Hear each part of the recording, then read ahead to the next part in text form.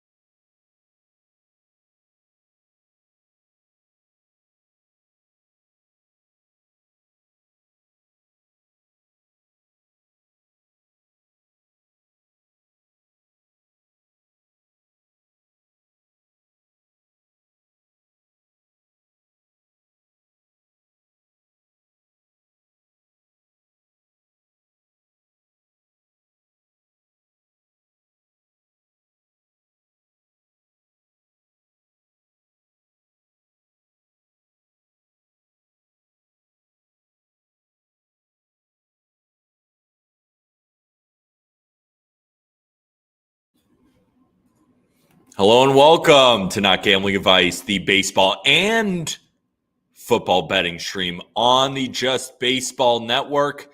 What's today? Thursday, August 24th? Guess what I'm here to do? Deliver you some MLB winners. I got one play. I got a prize picks entry. And because the night slate is pretty barren, right? We only have 4-5 games. I thought it would be a fun opportunity to go through some NFL futures on, what was it, Tuesday, maybe Monday stream. I came on and give you guys the pitch of Washington Commanders under 6.5 wins at -120.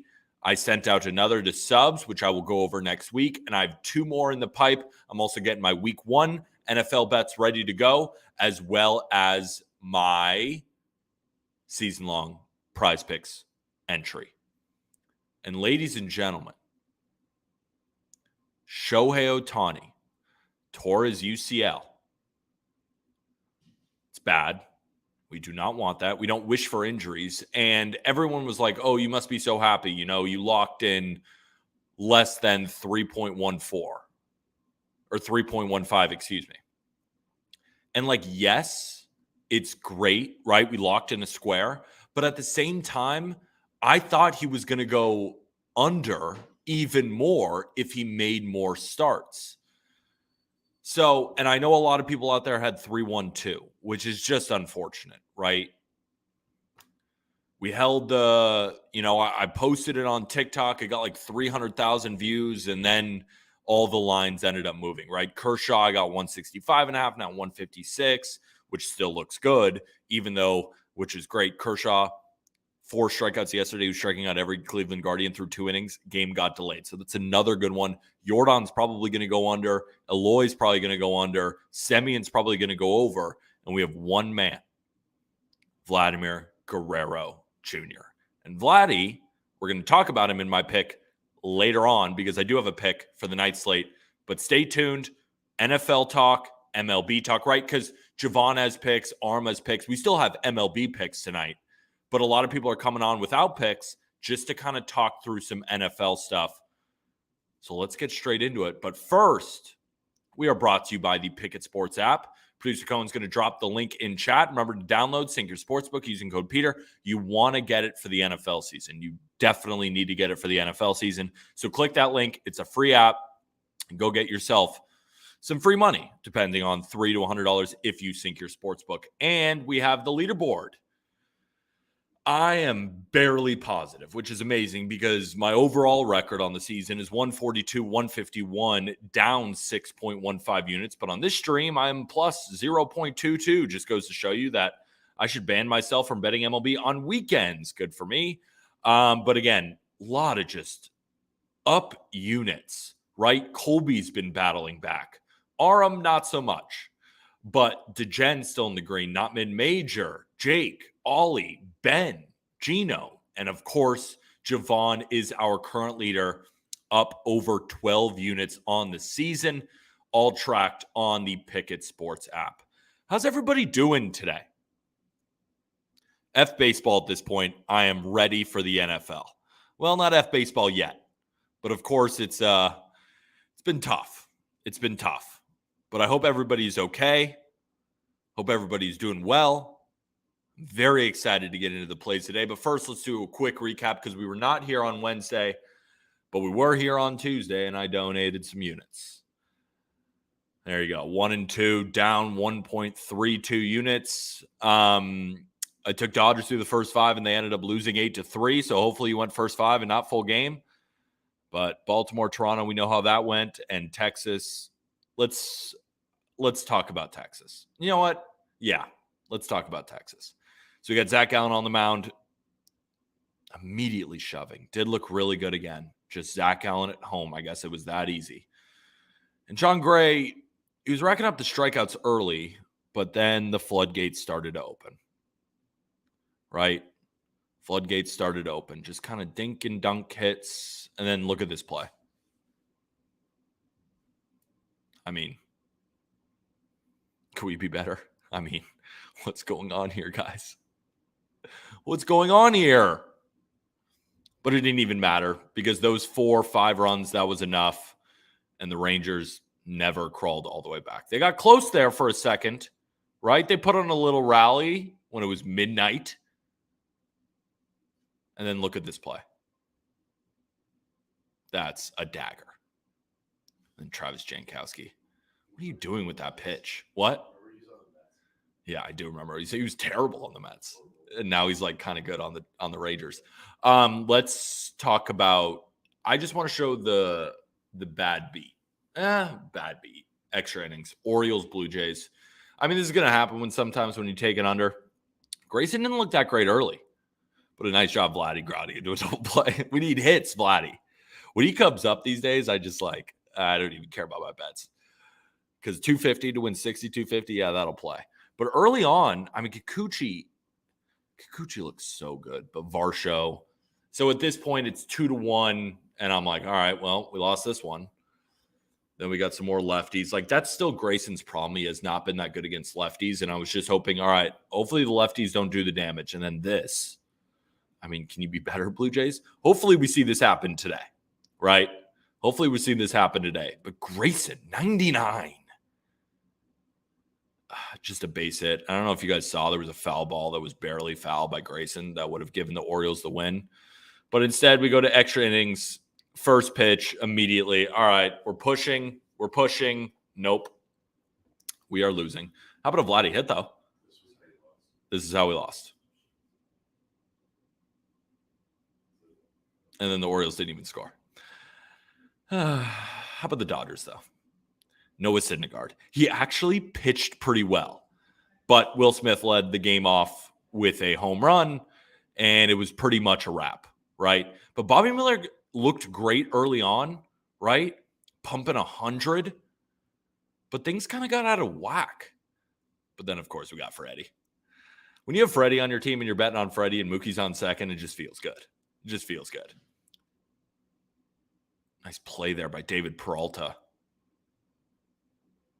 But Oscar Gonzalez barely goes out, of course. But Bobby Miller started to lose it there for a second, and we had a little bit of a sweat on our hands. But then, of course, this happened. It's like, why can't I ever get one of those plays? No, but we won that bet. Dropped 1.32 units. It just hasn't been a good season. This is by far my worst season ever betting publicly. However, it ain't over. We have about 35 games left in the regular season and then the playoffs. Let's turn the ship around today. We're going to start and end, well, I do have a prize picks entry, in Baltimore for the Toronto Blue Jays versus the Baltimore Orioles at 7:05 p.m. Eastern. The pitching matchup is Jose Barrios versus Kyle Gibson. Now, the Blue Jays offense went stale yesterday, right? Orioles only scraped together 2 runs against Kevin Gausman and opened the floodgates against Trevor Richards and the Blue Jays bullpen. The first game went over in extra innings, and yesterday's game went under.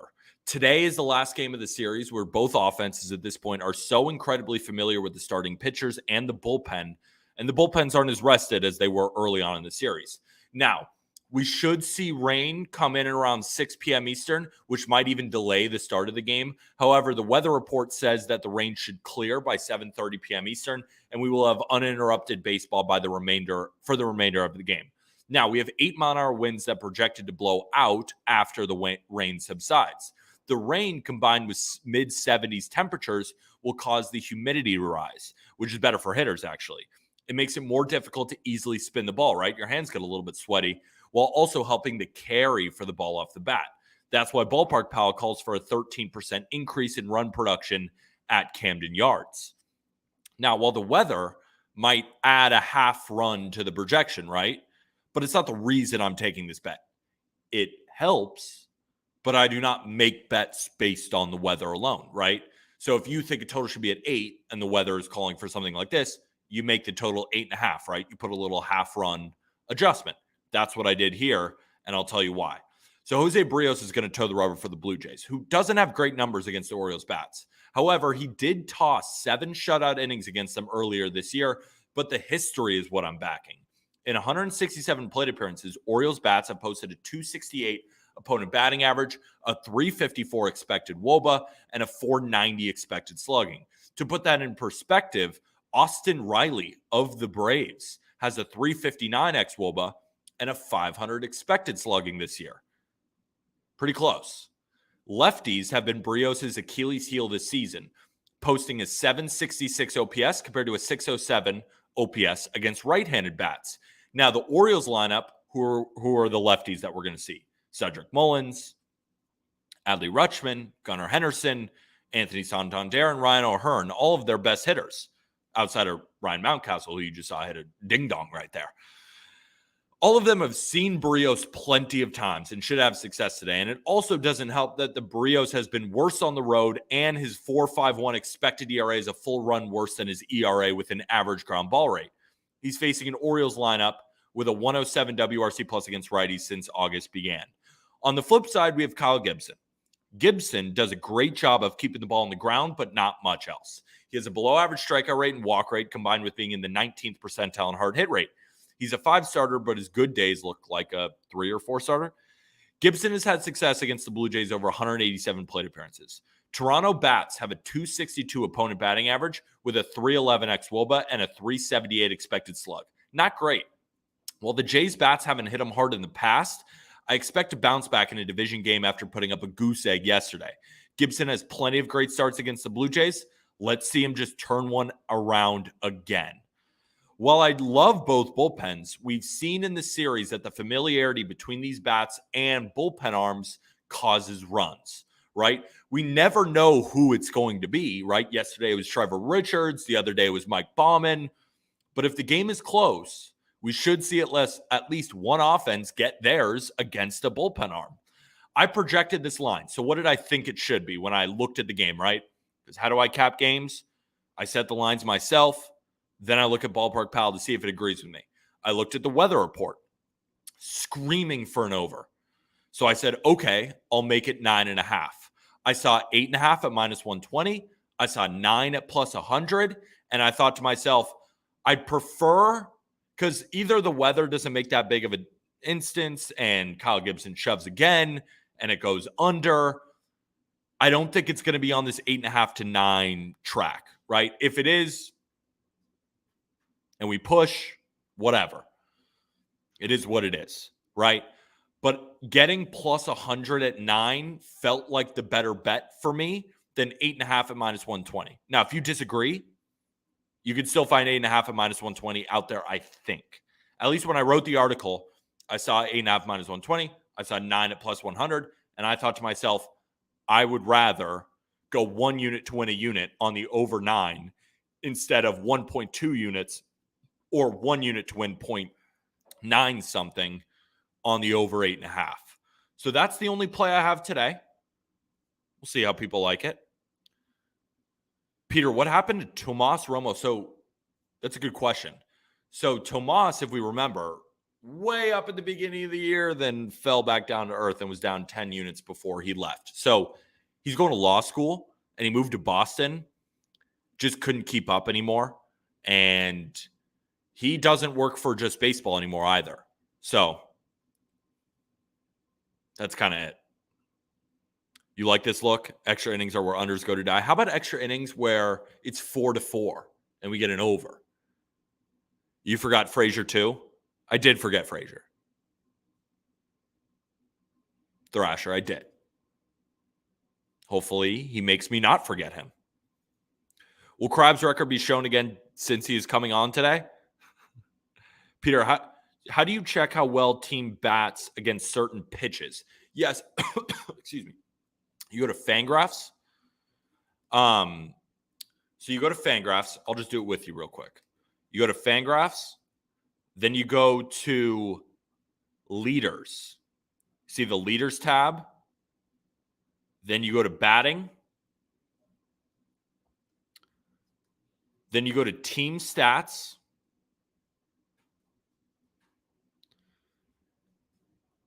Then what else? What do you go to? I think you go to wait, might not be this one. Might be Splits Leaderboards. Hold on.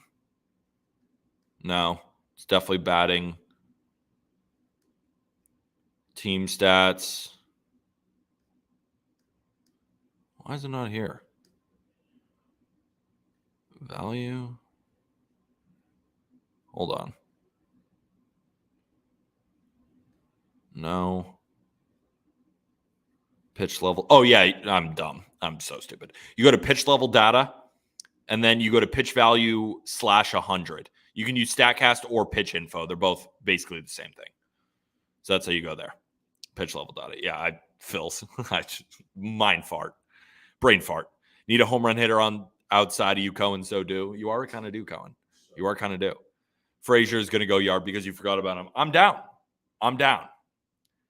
Hold on. Can we talk about Duvall taking Graveman Yabo? I didn't see what happened. All right, so that's the first pick. That's the first pick, ladies and gentlemen. But I also have a prize picks entry. Remember, Coaches Baseball and Prize Picks. We know the drill. If you want to play this along, I'm going with Adley Rutschman over 7 fantasy score. Now, let's make sure we didn't get any bumps. Let's go check the Prize Picks slate and make sure that we did not get any bumps out of our direction. MLB, Adley, 7 fantasy score still.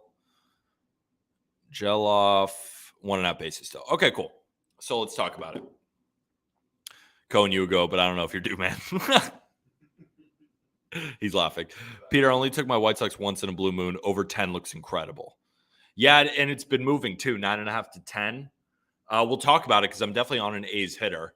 So I took Adley Rutschman's over 7 fantasy score because he sees Jose Barrios really well, and it helps that he's a left-handed bat playing into Barrios' weakness. He's 8 for 13 in his career with 2 doubles and 2 home runs. 8 for 13 in his career with 2 doubles and 2 home runs. He has a 733 expected slugging with a 519 xWOBA, with the average ball being hit off his bat against Barrios at 94.4 miles an hour. This is the rubber match of the series, and I'm relying on the engine that makes the Orioles go. Barrios isn't as effective towards lefties because he throws his fastball more than his sinker, right? He's slurve, changeup, four-seam, sinker. And the reason lefties have had more success against Barrios this year is because his fastball sucks. But if he throws that fastball to Adley, which he's been doing all year long, Adley punishes fastballs, rocking an 8 run value. He's good against the other pitches, but that fastball is key here. I think he has a really good day. Fantasy score, love the walk potential, scoring a run, base hit. Can get it in a lot of different ways. 7 is a pretty key number. I like that for Adley Rutschman. And second is Zach Geloff over 1.5 bases. This is a matchup for the rookie playing with his hair on fire, right? He's rocking a 961 OPS this season. That's right. 961 OPS with 1,078 OPS against right-handed pitchers. So he's actually been a reverse splits guy this year. By run value, Geloff's 4 favorite pitches to hit are four-seamers, sinkers, sliders, and curveballs. 97% of Jesse Scholten's pitch mix are four-seamers, sliders, and curveballs. No sinkers, but 3 of the 4 are Geloff's 4 favorite pitches. Scholten's is also a reverse splits pitcher, allowing an 846 OPS to right-handed bats compared to an OPS under 600 to lefties. I also like Seth Brown's matchup in this game because he's got some weird squares up, but Geloff's matchup is better. It also helped that this is a road game, right? He's not playing in the Coliseum. He's got 1,062 OPS on the road compared to home games at 883. Still been great, but this is the spot. You got a right-hander with reverse splits facing a right-hander. You got Geloff, who's better against righties, hits all of his pitches, better on the road. Over 1.5 bases, it's there for a reason. I think he hits a home run today. So let's get into the home run bets. Let's look at this friggin' board, producer Cohen. Let's look at this friggin' board. Yeah, there's my boy Seth Brown. I really think he hits a home run today, but I'll go with that. No, you know what? I'll just go with someone different, right? We got Zach Geloff over 1.5 bases. Who are you pointing at? Yeah, but he's up there a decent amount. Yeah, I remember we've taken him before, and he hit for us, but he's been up there before. I think Seth Brown being that high is so telling. I think Seth Brown, yeah, that's my home run pick of the day. The thing is, he's really cheap in the sense of he's plus 275 on BetMGM. It's either Geloff or Brown. You know what? Why not both? One of them's hitting a home run. I think. But Seth Brown, he's just speaking to me. But so is Geloff. Producer Conan, who do you think? Geloff or Seth Brown? Actually, I'll ask the chat. Chat, what do we think? Do we like Seth Brown or do we like Zach Geloff for my home run pick? You tell me, and I'll go with what you guys decide. Geloff. Stay away from Luis Robert, definitely playing hurt. Oh, yeah. I don't worry, Brandon. Don't worry, I'm not taking a White Sox. What do you guys think, Geloff or both? Geloff? Yeah, Seth Brown is just like, Schultz has been good against lefties, but Seth Brown's squares are really weird, while Geloff has a phenomenal matchup. Guaranteed they go at least 1-1. I think 1-1. Corey Lee could be so sneaky. He's just a White Sox. Give me Kevin Biggio. I would love little Ryan O'Hearn bangs, Kevin Biggio bangs. But here's my official home run pick. Give me Zach Geloff to hit a home run off Jesse Schultz in the first inning to left field. That's the pick. We got Callie Wager on the phone, don't we? Callie Wager just keeps coming on and going to him. Can you hear me? Yes.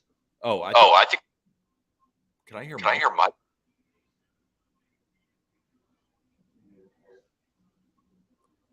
Go into your pick. All right, so I got two plays today. Rangers and Twins today is my first pick of the day. I am on the Rangers. I think this is a big play for many points. Rangers need to bounce back. Obviously, it's been a bit of a struggle with this losing streak. Rangers have seemed to just be one of, if not the streakiest teams since the second half with just these ups and downs. But coming off that tough extra inning loss, I think that this is a good spot for them. Obviously hitting a little bit below the league average. I think that Haney has a good opportunity today against the Twins. I also think that when this Twins offense gets rolling, we know what they can do.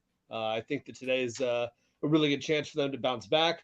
Lopez has been pretty nice, but I think that there's an opportunity today. I like the number. I got it at, I believe, plus 110 for today. And yeah, I like that first play a lot. I think I can still hear myself. No, I can't hear myself. Yeah. I gotta mute him when you're done. It's yeah. So, can you in chat? Yeah. Can you just keep it muted? Sorry, Callie, wait, just for our audio.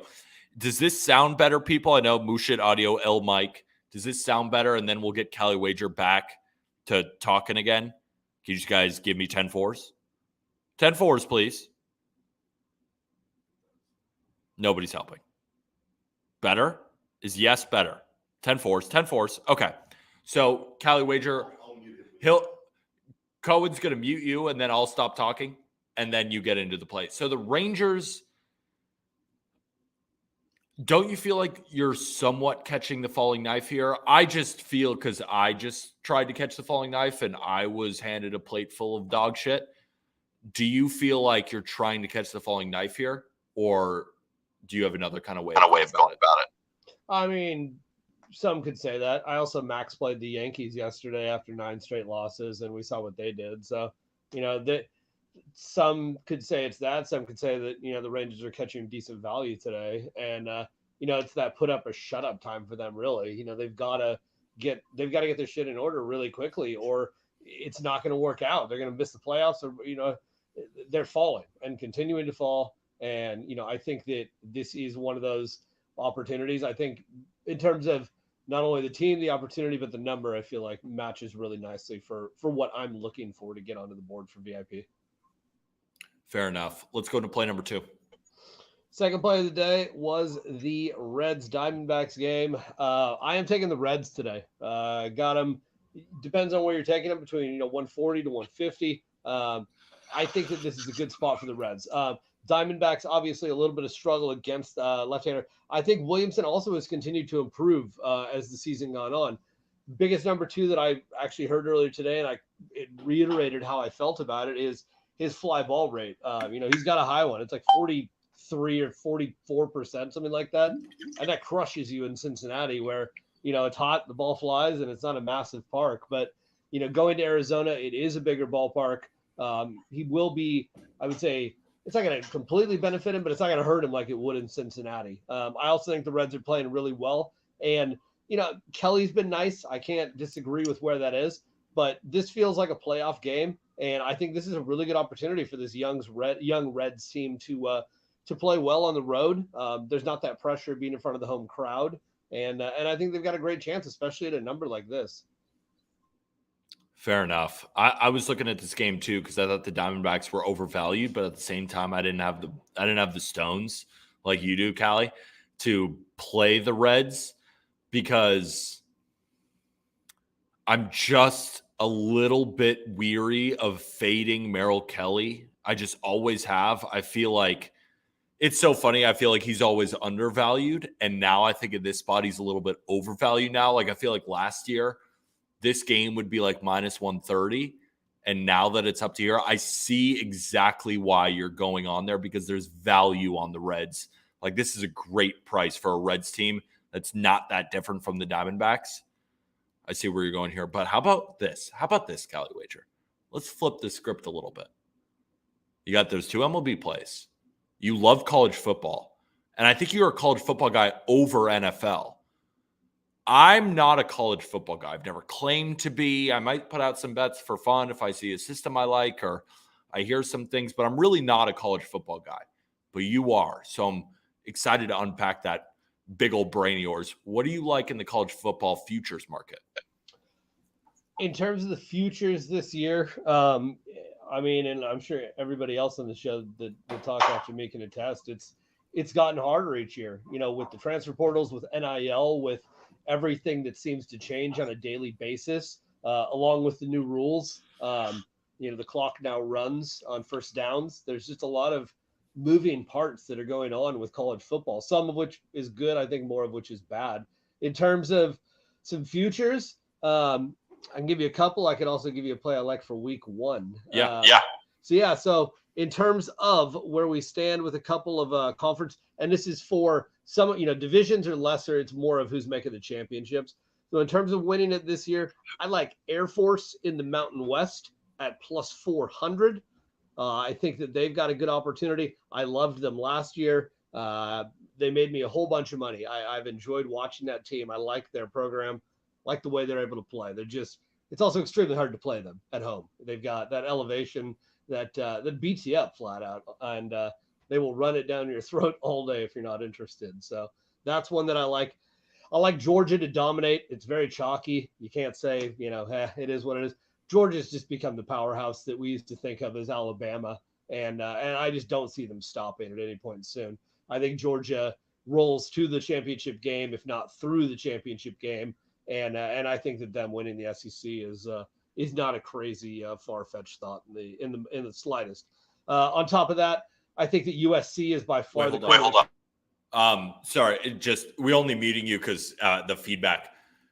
With a team like Georgia, for a square like me, when it comes to college football, are you just taking them to win the championship, or like how are you taking them to win the SEC? Like how do you bet Georgia at like the worst price ever? If you're looking at them just a win, national championship winner for them right now is sitting at plus 220. So it basically is telling you if they get there, they're going to win it. I think that they're above and beyond everybody. Obviously, Alabama is going to be good. Texas A&M could be decent and surprise some people this year. Auburn could be decent this year. But I just think that it's just men versus boys with what Georgia's doing. And it's obviously not sexy. And if you're not playing on a credit book, it does kind of suck to lock your money up for basically what is, an even money bet, if not a little juice. But it's going to save you time. And Georgia every week is going to be the favorite, and they're going to be favorites by big numbers. And saving yourself that trouble, knowing they're probably going to go 12-0, I think just saves you a lot of time and effort. And you're able to look at smaller conferences, which is really what I like doing. That's where I benefit the most with, the Mountain West and and some of these smaller West Coast conferences where I do have the insight, being somebody that's out here on the West Coast. Let's hear. So you like Air Force to win the Mountain West at plus 400. You like Georgia to win the whole thing at plus 225. What else are we looking at? I like Georgia to win the SEC at chalk, basically, right there. And then I do think that, again, it's not the sexiest number, but I think USC is just the cream of the crop in terms of what will be the final season in Pac-12 for them. I think that they'll dominate. They're around 200, and it really depends. There is a lot of variance right now between who you're looking at on which book. So somewhere around the 200 range. I do like USC. I think they're flat out better than everyone. I'm a Stanford guy down the street. It's going to be a long year, to say the least, but I think that SC's got a chance to compete. I still don't think they're near what Georgia is, but in terms of the West Coast talent, I think they're just above and beyond everybody else. What is the price on USC to win the Pac-12? Around 2-1. So are you plus 200? And who else would be really competing with them in the Pac-12? Like, if USC doesn't win, who's that team that upsets them? Oregon. Obviously Oregon's still going to be talented. It's just going to be a matter of stops. And I think it's going to be a matter of Oregon's defense, like it's always been. USC is going to be a powerhouse, returning Caleb Williams. The Heisman Trophy winner returns back this year. Obviously, the offense has gotten stronger, knowing you're getting a guy like that, throwing you the ball all over the place. They've got a whole bunch of guys. They've got like 12 guys in the backfield, all of whom could be starting anywhere else. And again, like I'd say, Oregon, it's going to be a big matter of who can play defense and get stops. Obviously, SC has gotten better. They have been known for a while to play better defense than what we've seen from Oregon, who used to just have to outscore teams. But I think that SC's stronger top to bottom, and they've got a lot to prove. They're not worried as much about this year, which I think could benefit them a little bit. They're looking at bigger and better things that is moving out of this conference and on to what is going to be much stiffer competition every week. Phenomenal. Let's switch. Unless, do you have other college football picks? I've got one for week 1. If we want real quick, I'm taking San Diego State, Ohio under 49. I think that both these teams, the average over, I believe it was 27 seconds per snap each. The running clock on first downs is also going to help. I would love a whole bunch of 3rd and 2s in a cloud of dust, and then we reset for 30 seconds, and we drain this clock, and it's like 24-13. I do lean San Diego State as well out here, but I like that under 49 in this game. Phenomenal. You want to switch over to the NFL now, because we got about 2 more minutes. Anything in the NFL? Actually, we'll keep going until someone else arrives in queue. You have 7 minutes, so we can talk NFL a little bit more, which now actually I can provide some color to, other than like a little puppy dog just being like, sure, I know Caleb Williams. I'm excited for the Commanders to draft Caleb Williams because they're going to get the number 1 overall pick. Let's talk NFL. What are you looking at? We could talk tonight for a minute if you want. We could also talk futures. I have the Steelers tonight. I think that they'll handle business, even, Pickett or no Pickett. That team basically has 3 guys that could start on a mid-range NFL team at this point, guys that have experience.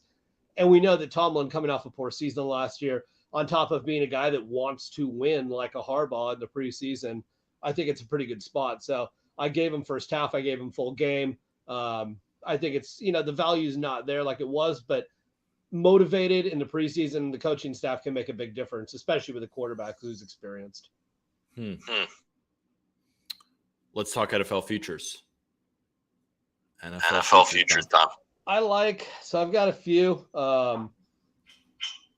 My biggest play, and VIP will be mad at me, but who cares? It'll be all right. I like the Niners, big shocker, to win the West. I just think that Trey Lance, no Trey Lance, Brock Purdy, any of these, I just think that the Niners top to bottom defensively could almost get them there.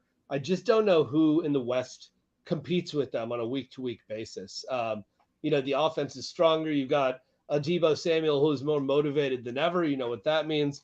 You've got a team that's more cohesive. You've got Brock Purdy who's back. Who cares about the Trey Lance situation? Obviously, there's drama going on right now, but that's his own problem, really. He hasn't proven anything. The Niners aren't missing anything except maybe some money by losing him. But, really the strength of this team, having Nick Bosa who's back, having just so many guys that have been, the strength of this team for years and years and years, and having a Purdy almost feels like that perfect piece. And wouldn't it be the perfect redemption after last year, how we lost 14 quarterbacks in one game and then ended up, getting back to that game again and having a chance to win. So I just think getting through the West is barring a complete disaster. I think that the Niners will take care of business. I got a minus 165. I gave it for 2 units for my VIP. And I feel pretty strongly about that. Here's my rebuttal. Not saying that it's not going to hit, because it probably will. The 49ers are an interesting team, right? Because they feel like the class of the NFC. I mean, you could say the Eagles, you could say the Cowboys as well. But I think the West is going to be a little bit interesting this year, and I think the West might shock some people. Now, everyone thinks I'm crazy for believing in the Rams, because the problem with the Rams last year is Stafford hurt. Cooper Kupp hurt. They were not the same offense. They were being run by John Wolford and Baker Mayfield, and they looked terrible. And now everyone is selling their stock. The problem with the 49ers is they were football's healthiest team last year, or at least one of them, on defense especially.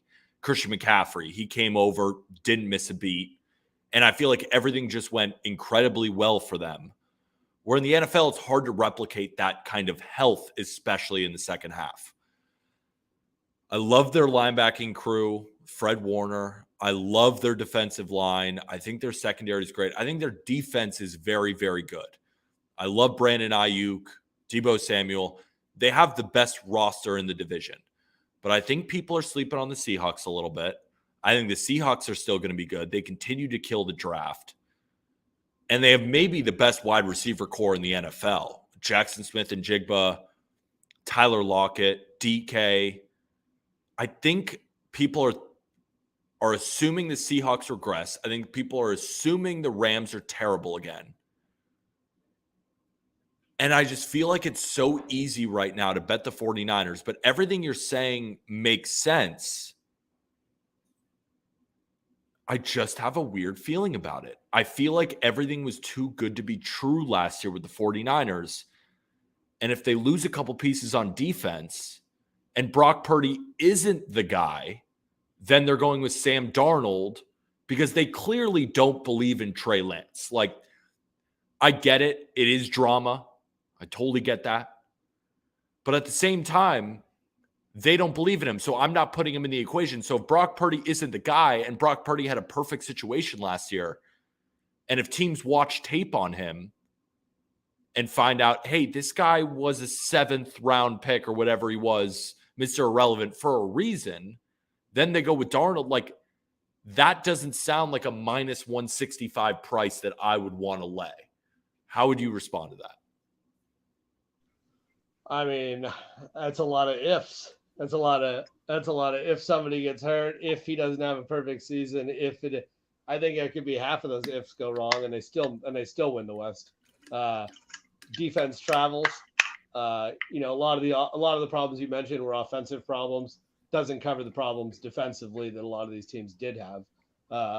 I will say in rebuttal too that Shanahan is one of the more creative offensive guys there is out there. So obviously he's also, making those adjustments. And let's be honest, the way the season ended, I don't think anybody in the whole Bay Area was happy about it. So, to say it did go perfectly, yes, it also went horribly, tragically wrong to end too. So having to hear every Eagles fan talking about this and that when you beat a wide receiver who's playing quarterback is also difficult. So I think that there is also a motivational factor, which, I definitely take into effect. And I think the Niners have a huge chip on their shoulder after how last year ended and having to sit there and listen to everybody else talk about what went wrong or what went perfect and just not having the opportunity to play when really they were completely handicapped losing their quarterback and then their second quarterback and then their third quarterback. So I think the motivation is there. I think the talent's there. I think that, you know, we've created, as I say, but the Niners have created a winning standard again now that, you know, it really is basically super, you know, NFC championship or bust. Fair enough. Any other NFL features? Any other NFL features you got for us? I've got the Jaguars. I like the Jags to win the AFC South. I think they can handle business. I also have the Bills to win the AFC East. Got them at plus 125. Phenomenal Cali wager. I apologize that for some reason there's so much feedback, but we'll talk to you tomorrow, hopefully. All right. See you guys. Peace. Hopefully we don't have the same feedback here. Who do we got next? Aram. MLB talk. What's going on, my friend? Which is funny because we got a random football jersey behind me right now. How we doing? Doing well. We're just talking 49ers. We're talking Bills. We're talking Jags. We're talking. Dude, I got a fantasy draft coming up. You know, I've got multiple coming up on Sunday, and like I have done I've never known less about the National Football League, and like it's not good because like obviously like it's serious fantasy football as it is for every friend group. Like you got to take that shit seriously. What I would love the chat to give me a little bit of a recommendation here. Like, obviously, I'm not going to be able to like just absolutely crash course the whole league, but to kind of take myself from casual status to like just have a good understanding. Like, what's the football version of roster resource for Fangraphs, right? Like, what's the best way for me to prepare for my fantasy football drafts? I'd like to think I have a pretty good sports mind outside of baseball, but like obviously not as proficient. What's the best way for me to crash course? I would love for the chat to like, yeah, PFF. Okay, so funny enough about PFF, I've been subscribed to that for 2 years, never used it once, but I keep forgetting to cancel it, and then I see the bill cycle every time, and I'm like, oh fuck, and then I don't do it. So okay, PFF's a good start. I already pay for it, so that helps. What pick do you have? What pick do you have? In my big money league, where my roommate is like we are with baseball, he's this way with football. He just actually walked out of the door right now. It's ninth pick, right, Max? Ninth pick. What's your format? Is it 3 wide receivers? Full PPR. How many wide receivers? How many wide receivers, Max? 2 receivers, 2 flex. 2 receivers, 2 flex. My roommate's the commissioner. My other roommates in the league as well. We're drafting in separate boroughs of New York, not even in the same apartment. See, I don't mind having the 9th pick. I have the 1st pick in my league with producer Cohen over here, and I'm probably going to draft Justin Jefferson, even though I don't want to. And the reason being is I just don't believe in the Vikings this year, but he's still going to get his. 9th pick. 9th pick's interesting, right? Like, you know, Tyreek won't be there. Eckler won't be there, even though he scares the fuck out of me. Yeah. My roommate Max was telling me, who do you think was going to be there? Bijan won't be there, obviously. Bijan will probably not be there. It's tough. Who do I go with? Amon-Ra ain't a bad pick either. Peter, I have the 1st pick too. Who instead of JJ would you take? Exactly. So here's casual football me. I know Amon-Ra's nasty, but that to me, like Amon-Ra at 9, like that blows my mind. Like that. No, but he could end up being. I'm a casual. He could end up being the best wide receiver in fantasy. I don't think he will, but he is that good. And it's just he's Jared Goff's number 1 target in a fast offense that's going to be really, really good. And he's the same guy who remembers every wide receiver drafted before him. And he's just a literal workhorse. And he had over 100. He had over 100 receptions last year. I think he finished as wide receiver like when it's 5. PPR, full exactly. PPR. Like he's gonna get 90 to 100 receptions if he stays healthy. Like that's why he's a 1st round talent for sure. Okay, and then I got another one for you. On the swing around though, it's interesting because I think the talent between 9 and 15, from what I've seen, is like pretty similar. You're not seeing a big drop off there.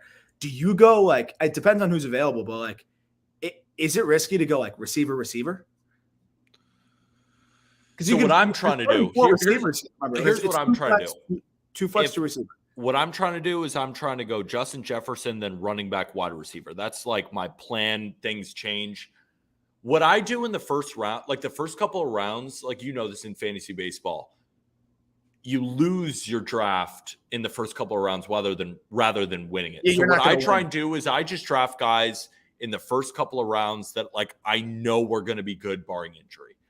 And I'm not drafting guys who are injury prone. You're not swinging for the fences. If you go wide receiver, running back, or running back, like just kind of draft 2 guys that make you, when you put your head on the pillow, you feel safe. Well, to me, like running backs, we were talking about UCLs and pitchers today. Like I would try and go running back, wide receiver, or wide receiver, running back. I would try and get those. Yeah. But if you go wide receiver, like if I got a Mon Ron and Garrett Wilson, like, is that not pretty money?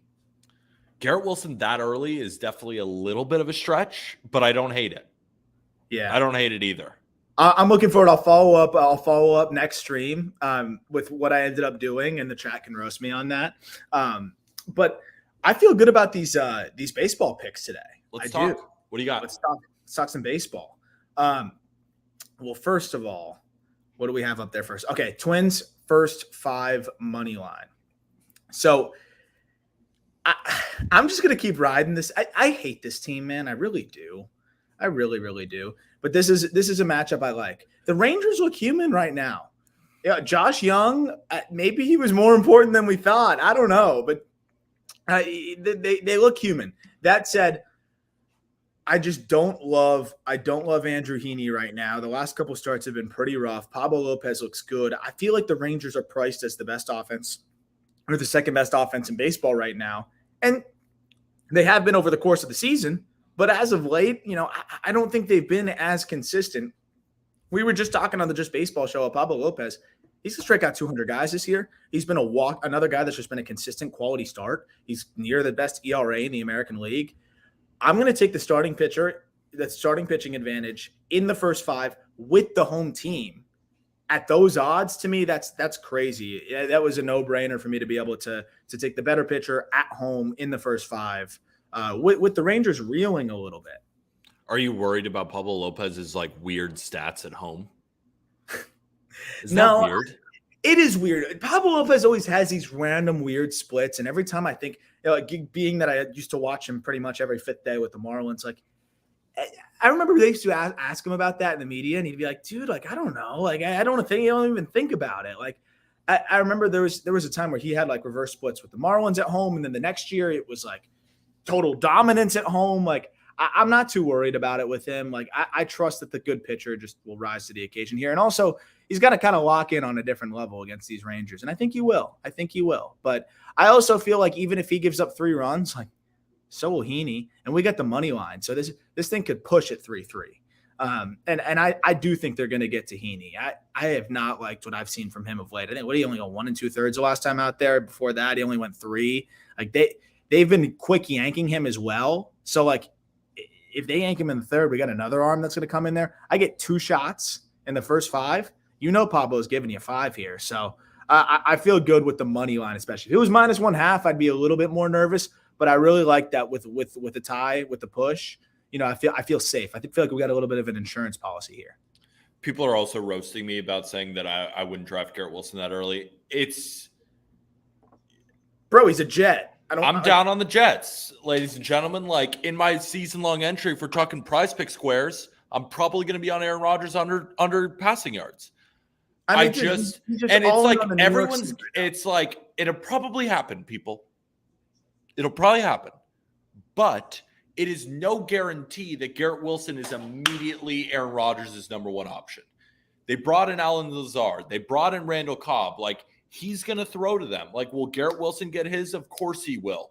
Will he be a wide receiver that I want to take within the top 5, 8 wide receivers? That's where you'd kind of be taking him. Like, that's a little bit too much for me. Well, and we're also just assuming that this offense is going to be absolutely unstoppable because Aaron Rodgers has been added to it. Like there was 39-year-old Aaron Rodgers. Yeah, there was times last year where I know it wasn't as good of an offense talent-wise, but, I mean, they had some weapons. Where Aaron Rodgers' offense last year was not very fun to watch. Like, it wasn't very productive. So, again, I don't know a ton, but, like, to me, I could totally understand that. I also am just a Garrett Wilson stan because I snagged him late last year, and he helped save my season in the flex spot. So, but I mean, I don't know if he'll be a top 5 receiver. It'll be interesting. Let's talk about your 3-unit play. 3-unit. We won our last 3-unit play. Yes, you did. It was a little scary. Anytime Peter texts me about my bet, I always know it's like it's a thriller. It's a thriller. But this one to me, I really like, man. I know you've found a little bit of value in Oakland lately. I know you found some coin there. These are 2 pitchers that I think you look at the name and you say, oh my gosh, I'm taking the over. But you look at what these guys have done of late. Waldichuk's been fine. Like, Ken Waldichuk has actually kind of settled in and been a decent arm. And then you look at what Oakland is capable or not capable of offensively. Schultens has been decent. You put Schultens against, I mean, he was, I think, 6 innings of 1 run against the Guardians. He's continued to be solid. He doesn't even have to be that good. But if he pitches half decent against Oakland, what is he giving up? 2 earned runs? Waldichuk, I mean, this White Sox team, look, they're a dumpster fire right now. And Waldichuk's actually been throwing the ball pretty well. I think this is a spot where 5.5 runs, 3-2 in the first 5, we win. Like, again, Waldichuk is really starting to settle in here. And I just think this is 2 pretty shit offenses that haven't gotten any better, and 2 arms that I think are severely, severely underrated right now. Waldichuk's last start against the Orioles, 5 innings, 2 earned runs. They both came on homers. Start before that against the Nationals, 5 innings, 1 earned run. Started against the Rangers, the Texas freaking Rangers, 6 innings, 2 earned runs. You're telling me you can't do that against the White Sox? I think he's going to put together a quality start. And then Schultens, like, my one thing I was looking at with him is I'm pulling up like the notes I had. I was like, as long as he doesn't stink out loud, I'm going to take this one. His last outing was at Coors. Throw that out the window. I don't care. Then he pitched against Milwaukee, 6 1/3, 3 runs. Then he pitched at the Guardians, 6 innings, 2 earned runs. Then he pitched at the Rangers, 6 innings, 1 run. 2 guys that have been putting out quality starts, and you're going to give me 5.5 runs in the first 5? Geloff might go yard, but he ain't going yard for a 6-run bomb. I'm telling you that. I really like this play. I was thinking about playing the under, and I don't really know how to play it. But there is really great weather today in Chicago, or at least wind blowing out. The reason why is I was like, well, I ain't telling the White Sox and A's bullpen, so I like how you took it early. There are, what's funny, and Javon's going to come on and pitch an Oakland play. There are a couple of weird squares up for Oakland today against Schultens. But I agree with you, like 3-2. Like, let's say the A's get their 3. I'm not confident. Like, the White Sox, of course, their better split is against lefties, but I like Waldichuk. I do. I like this play a lot. I think it's going to be sweaty, but I don't think it's going over. I think it's going to be around 5, but not 6. I like this play. I have another play. Jacksonville Jumbo Shrimp money line over the Columbus Clippers for those out there who I want to hype you up for a second. Aram cashes on minor league baseball. If you can find lines, dude is actually so stupid. It's gross. It's gross. It's funny. It's just, I don't know why they offer minor league lines, AAA lines, because it's just like there's times where you just see the lineup. These minor league managers sometimes are so clueless. There was a start yesterday. Joey Cantillo, you know who he is. Obviously, we had him on the podcast. Joey Cantillo, pitching prospect for the Cleveland Guardians. Jacksonville Jumbo Shrimp, their manager says, "Oh, left-handed pitcher. Okay, we're gonna stack all righties." Well, Cantillo's a reverse splits guy. Righties against Joey Cantillo, 650 OPS. Lefties against Joey Cantillo, 850 OPS. What do you think Cantillo did? He shoved it up their ass. So it's like sometimes it's crazy in AAA. It's pretty funny. But I don't know if they're going to start offering more lines on that. Also, sometimes the overs in the PCL, even if they don't hit, they're so fun. It's like an 18-run over. The El Paso Chihuahuas with Tatis on rehab. Like, you're just rooting for everything to happen. Like, it's just funny, man. I think that's next. But I will say, Jared Eichhoff on the bump for the Columbus Clippers. He throws about 86 miles an hour. If anyone's out there that can take the jumbo shrimp, I would. Phenomenal. All right, we'll talk to you soon, my friend. Good luck with your fantasy fantasy draft. I'll be here. helping you. I'll be helping you. Thank you. I appreciate it. I'll be texting you later. What did Jen say? Oh, like later. Should we throw the StreamYard in the chat and see if anybody wants to come on and talk football or baseball? Don't we have until 5:30? Oh, we have only 4 minutes. Then mid-major, Crabs. So we have mid-major, Crabs, Javon, then DeGen. Any thoughts on the El Paso Chihuahuas? What's going on, guys? Short. Nobody's here today. Interesting. Yeah. I mean, does anyone want to come on and give a pitch today? Anyone got any plays? Okay. Some slight you got to play? Why don't we hear from some slight? Orioles money line. Yeah, why don't you drop the StreamYard in chat and see who wants to come in. Joshua Downs over 23.5 receiving yards for week 1 or just season. Orioles game is going to be make or break for so many people. Yes, it will. Yeah, if anyone wants to hop in, let us know.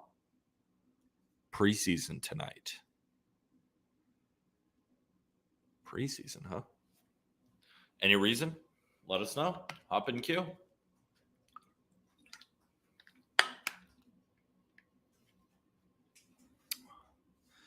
Yeah, but we got mid-major, we got Crabs, we got Javon, and we got DeGen coming on. So we're going to be talking plenty of baseball, plenty of football. I don't see anybody entering queue. Oh, here we go. Oh, we got mid-major. So we'll just go straight to mid-major. Mid-major, how are you? Hey, brother. What's going on? I'm sorry about yesterday. We didn't have a stream. And you cashed on the Yankees. You guys for hate greatness. Yeah. Apparently. Everyone is collaborating, so I don't get the World Series tickets. Everyone wins if I lose, and it's okay. I see the level of threat that you guys see, and I respect it. No, exactly. That's what we see. Yeah, at least there's no threat with the T-shirts. Let's go to play number 1. It is 90 degrees. Oh, no plays today. No plays today. We're just talking football. I'm going to tank top. I'm sorry? No plays today. We're just talking football. No, I was actually getting flown around Northern California by a company that's trying to take my experience and skill set. So I like that. I'm not at the time. Football then. Absolutely, brother. Let's talk about it. What do you like this year? So I am on the same page of you on the Commanders. I want to preface this though. I want to isolate the play though. Last year, I thought the Panthers were going to be one of the worst teams in the league. I wanted to take the win total under. It was just a -150, and I didn't really want to touch it. So I isolated that by taking Baker Mayfield's under touchdowns because I thought he was going to be the main catalyst as to why they were going to suck. Yep. He got benched. He threw like fucking 10 touchdowns after getting picked up by another team. It was never a sweat.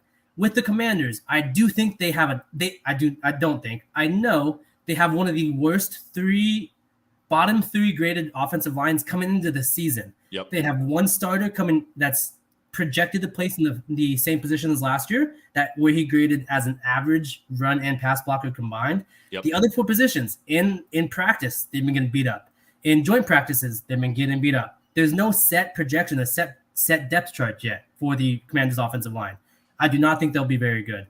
Secondly, last year they played a bottom 10 ranked defense, ranked versus 10 ranked defense. I'm sure you know this, what I'm trying to say. This year, they're projected to play a schedule of top 10 ranked defenses. So the level of competition will be much, much better. And for offensive line that underperformed last year, it's going to be even worse this year against much higher competition. So what I'm doing is because I do not believe in Ron Rivera and I do believe in Eric Bieniemy, but I don't know what to expect of Sam Howell. You believe in Eric Bieniemy? I do. I think Why? he's a very smart head coach. I think the time he spent underneath Andy Reid is going to do him very well. I really do. You think so? I do think so. Obviously, we can't Everything prove it. everything I hear from camp is that he relies on Andy Reid, like so that.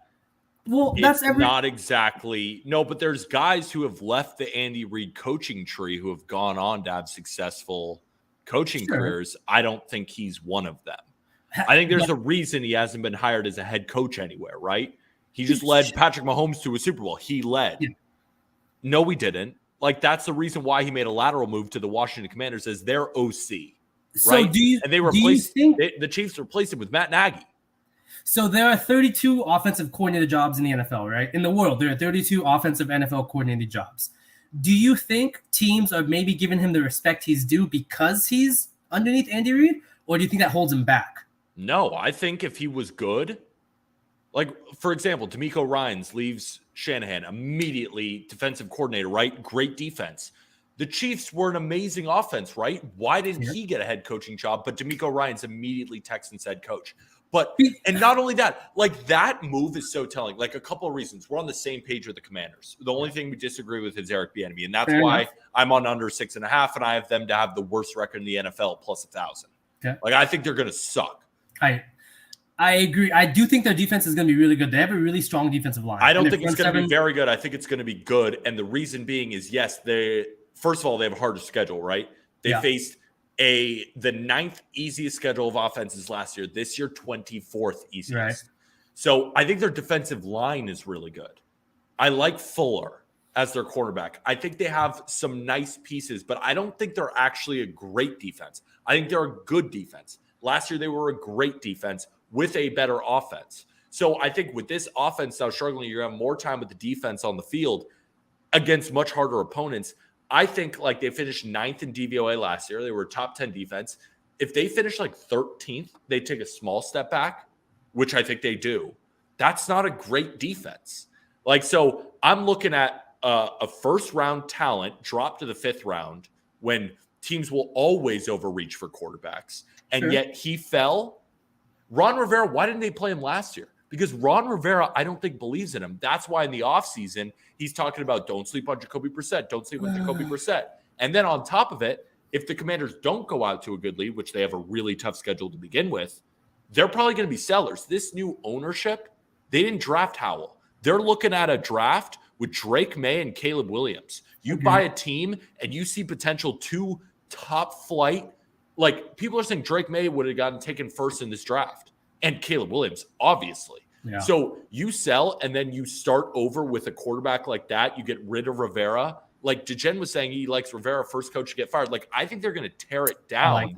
And they finish with the worst record in the NFL. Like, everyone's talking about, like, the Cardinals and the Texans. Like, think about the teams, right, who could tank and suck. Cardinals have a quarterback with Kyler. Like, unless they do something crazy and get rid of him, sure, they'll probably suck. They might get the number 1 pick, but they have Kyler. Texans, who'd they just get? CJ Stroud. Panthers, who'd they just get? Bryce Young. It's like Raiders, Commanders, who, like, need the quarterbacks.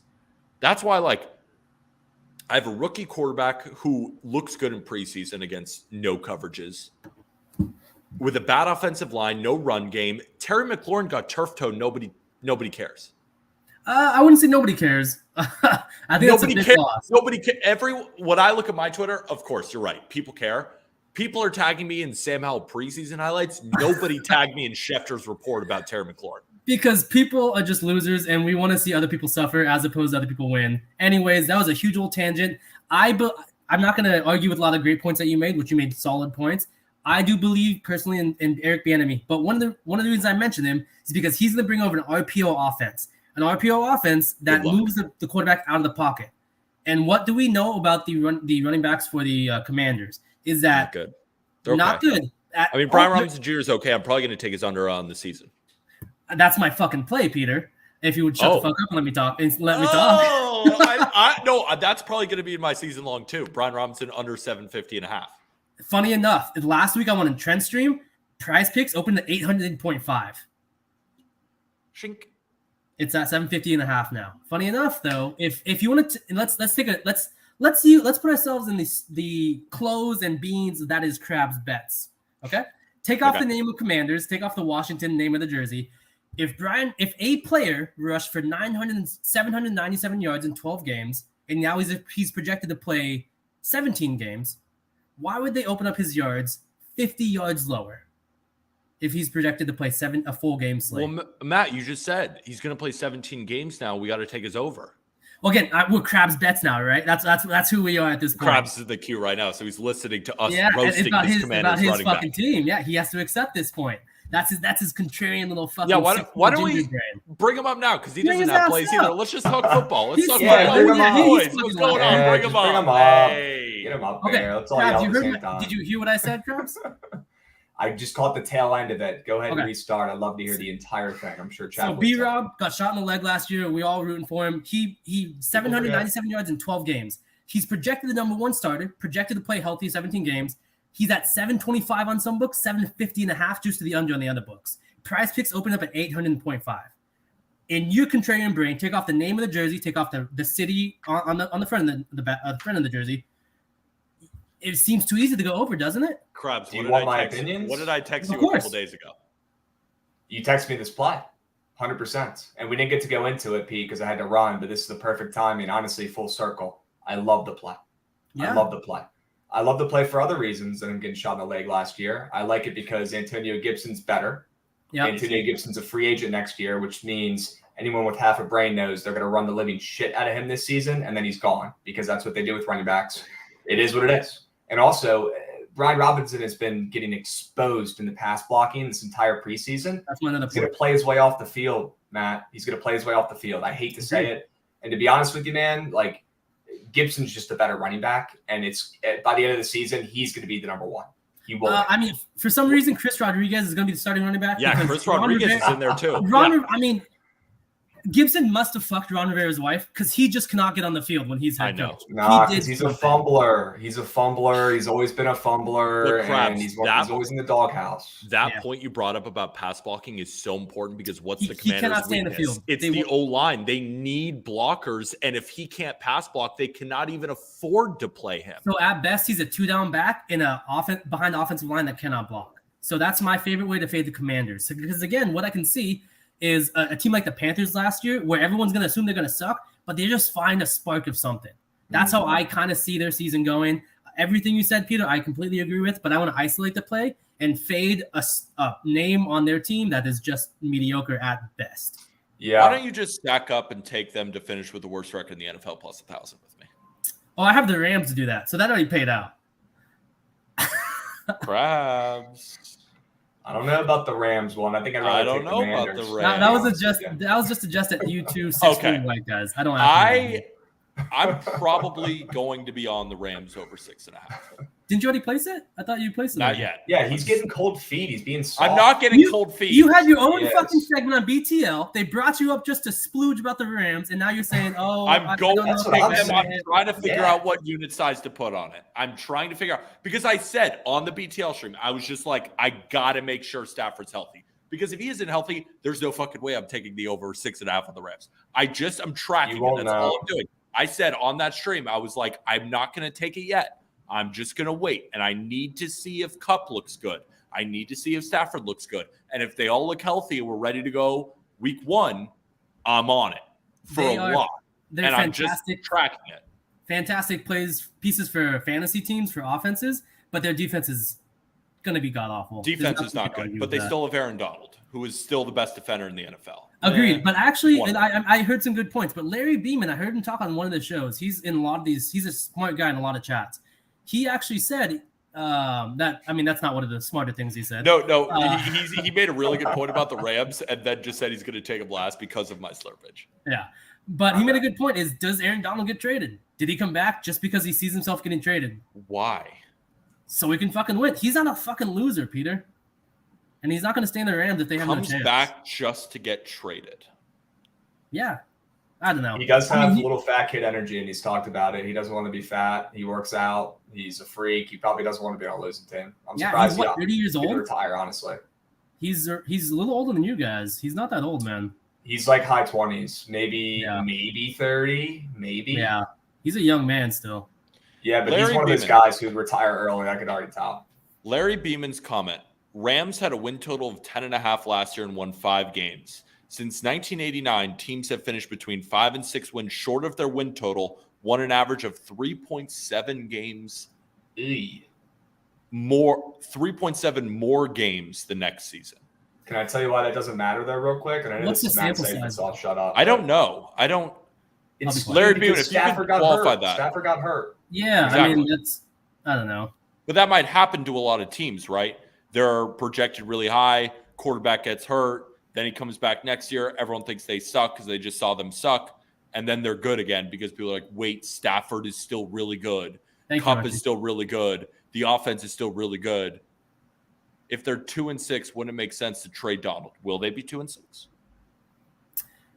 I don't know. I have one more play. I'll get to it quick because I know someone's waiting. You're good. I'm Crab's chilling. waiting. You're Oh, good, yeah? dude. Yeah, go ahead. Go ahead, Matt. So my first favorite play is Brian Robinson under. I love that. I'm taking that. That's now that you like it too. It. That's gonna be in my season. I'm gonna to my own horn. I think I'm the reason I went on Trent's show. It went from 800.5 to 750.5. And Prize Picks, since you're a sponsor of the stream, I still think you fucked up. It's still too high. Lower that shit again. I'll take it again. I don't think so. I think I texted Krabs and he sent a DM to the people on Prize Picks and lowered it because in spite of me. I think that's what happened. I did this 2 weeks ago, Peter. Anyways, the Raiders are gonna suck ass this year. Josh McDaniels. They're gonna suck. I think I'm gonna take their underwin total too. Have you seen their schedule? Have you seen their schedule? He's a fucking loser, Peter. That offensive line sucks. Josh Jacobs had a hell of a year behind the awful coaching staff, and they didn't pay him. Devontae Adams had a hell of a year behind the awful QB, whatever they carousel behind him. They didn't pay him, and the Raiders are getting love because they're in Las Vegas. It's like the New York teams. They get extra money. They set the totals extra high because it's fucking New York, and New Yorkers are stupid, Peter. Besides you and DJen. I'm very smart. You guys blindly bet New York teams overs. We don't. It's like Yankees and your overs. Crabs will back me up on this. You guys are ignorant fans. Stop looping me into this shit. I didn't take any of those bets. But Vegas has a lot of home love. It's now the world of sports. It's always been the world of sports bettings. And they now have a home team. They're putting the total at 7.5. It's now at 6.5, juiced to -150 the under. They're gonna suck. Josh McDaniels is a loser. They didn't pay their offensive line. They didn't pay their running back. They didn't pay their wide receiver. Jeremy Garoppolo has never succeeded without having a top 3 defense in the NFL, without having one of the best offensive minds in the NFL with Kyle Shanahan. On his own, he's going to suck. He's not going to be able to get the ball to Devontae Adams down the field. That defense is terrible. They're not getting 7 wins. That's my play. Here's my thing. I love the play, and I'm probably going to end up taking it. But I kind of like them week 1. You what? I kind of like them week 1. I don't care. No, I know. And I don't think they're going to win. But I really like +4 at Denver. I mean, spreads against ATS records and win records are very different. I totally agree. No, yeah. I'm just saying it's like I hammer them under wins, then I take them week 1. It's just like that's smart, man. Hedge your bets. Yeah, playing the number. If they go over, you hedge your bets. That's probably what I'm going to end up doing. I'll talk more about my week 1 plays. But you trust Jimmy G on the road? No. I got to see more from this. I just are the Broncos, should they be -4 against anybody? And I think I actually think the week 1 Raiders, because you know why I like the Raiders bet so much? Very similar to the Commanders. I think they're going to sell. I think Devontae Adams will be gone. I don't know if Jacobs will be gone, but I don't think this Raiders team in week 1 will look the same as the Raiders in week 13. So I actually don't mind them early, but their schedule is so damn hard. Like the Commanders bet, what I'm talking about, my one concern, obviously losing that because it's a +1,000 bet and it probably won't hit anyway, but is the Raiders. I think they're going to be horrible. They have the second hardest schedule in the NFL, or at least third, bottom 5. I disagree with you because I actually see all the offensive pieces staying. I think they get one of their quarterbacks from college. I think they draft fairly high. It's Las Vegas, Peter. They brought that team for billions of dollars from Oakland. They need to start winning. They got one lucky fluke playoff season. They've sucked ass ever since. They need to get one of the young quarterbacks from college, and I think they're awful this year all around. And I think they keep their offensive pieces, but they realized early that Jimmy Garoppolo was a terrible piece, and he was just glue. That's on the inside of that fucking submersible that went to go see the Titanic. I couldn't agree more. I do like them early, but I agree with you. I will be on under 6.5 most likely. I just don't know how much. It's like that's what I'm trying to figure out. I already know my spots. Yeah. And now I'm tracking health to see how much I put on it. Like that's what the Rams, right? I was thinking it might be my biggest bet ever. And all I'm doing is tracking. Raiders, same thing.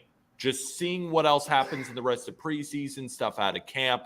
Like I love that I already got in my Commanders bet before the Ravens because I hope that everybody saw that game and they're like, now we're going to go over on the Commanders. Which I bet people did. The juice? What? Yeah. Has the juice moved at all? It's gone up. Most places it's gone 5 cents in my direction. I got so minus 120. I mean, it's not going to move much. But that'd be interesting if everyone liked the Commanders after that week, which they should, and it still went more juice to the under. Now I think it's minus 125 everywhere. That's great news for you, brother. I'll stop taking your time. I hope the Commanders. I don't know what to tell with you two on here. I don't know. Fuck the Raiders though. See you guys. Peace. Sure. Crabs. What's up, Beast? Welcome back. It's kind of like Brady coming out of retirement. Yeah, people are talking. Maybe a little Brett Favre in there. Sure. Let's get some football picks out there, man. I got plenty to talk about. I don't want to take up too much time. I got a couple. I got a million. What do you want? What do you need?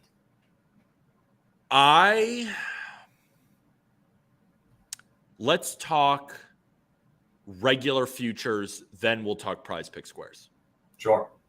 I got a really good future. Well, hold on. I have a question for you. Sure. We have Degen and Q. Do you want for the next 20 minutes to do all of us three, or do you want to do 10 minutes and then you got to bounce? What do you want to do? I don't care. I got time. I got 20 minutes. You can call them up.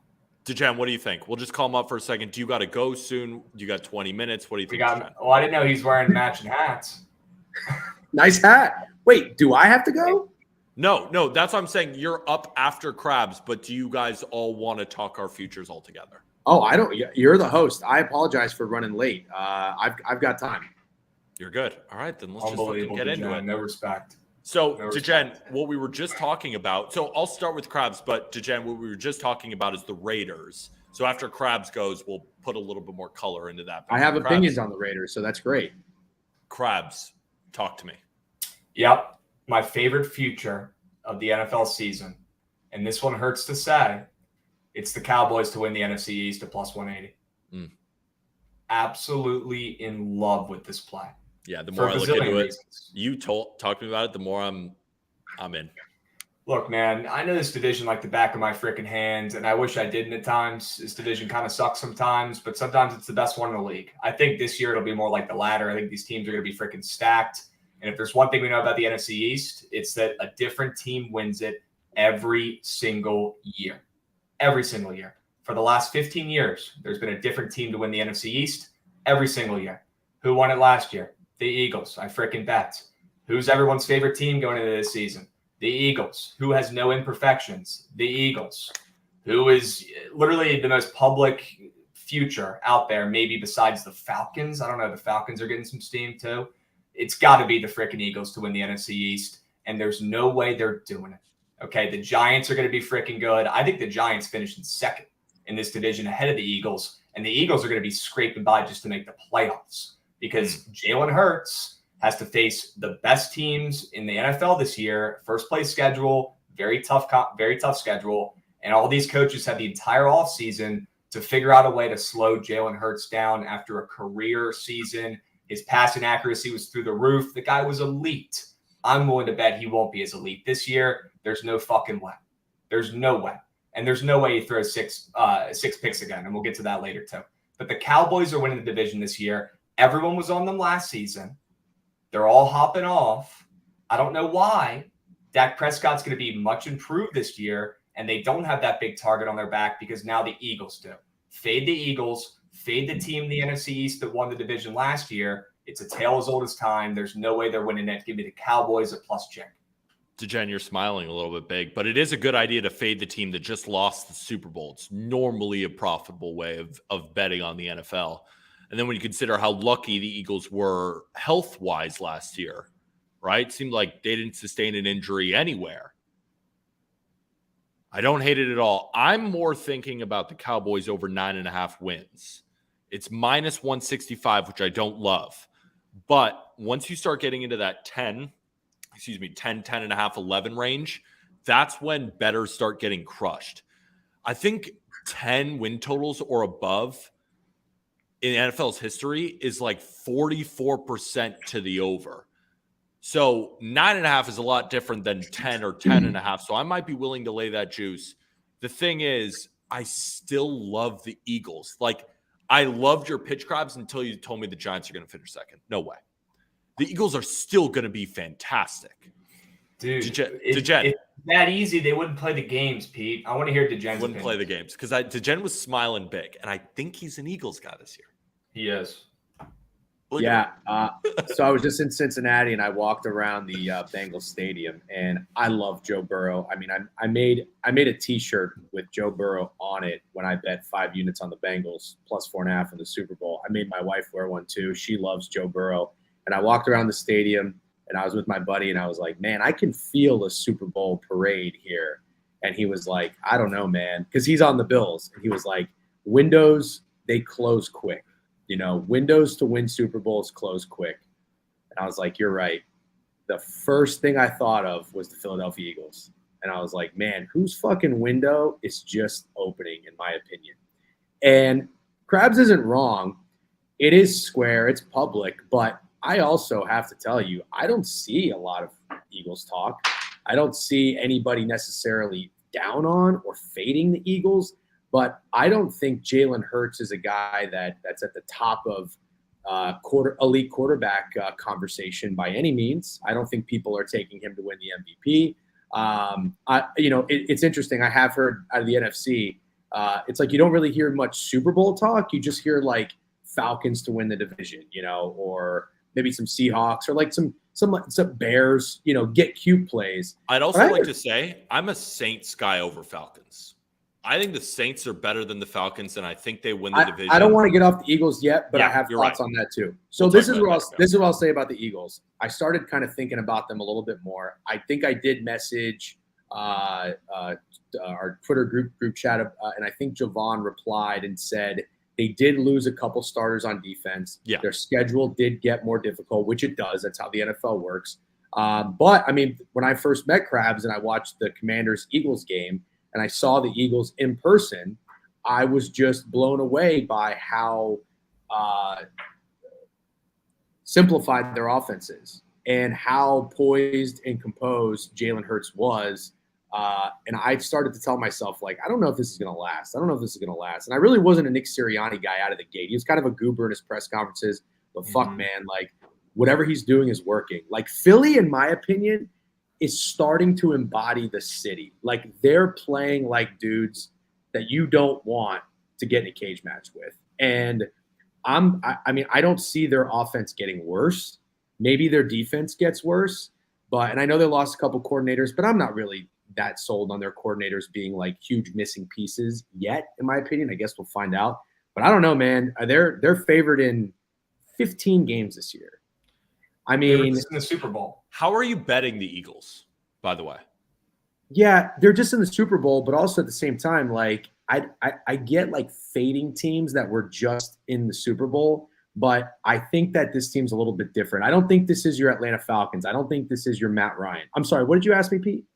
I was just asking how you're betting the Eagles. And just to add on to your point too, right? The Bengals, you're talking about that Super Bowl win against the Rams, everyone was trying to fade them, and then they were this close to beating the Chiefs and go to the Super Bowl again. So that's why, like, I'm kind of in the middle of both of you. Krabs, I think I'm going to take Cowboys over 9.5. I think, like, I love the Cowboys this year. I think that they have a top 5 roster in the NFL.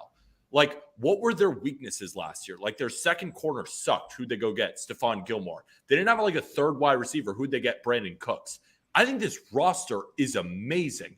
My problem is, why is Kellen Moore gone? He sucked.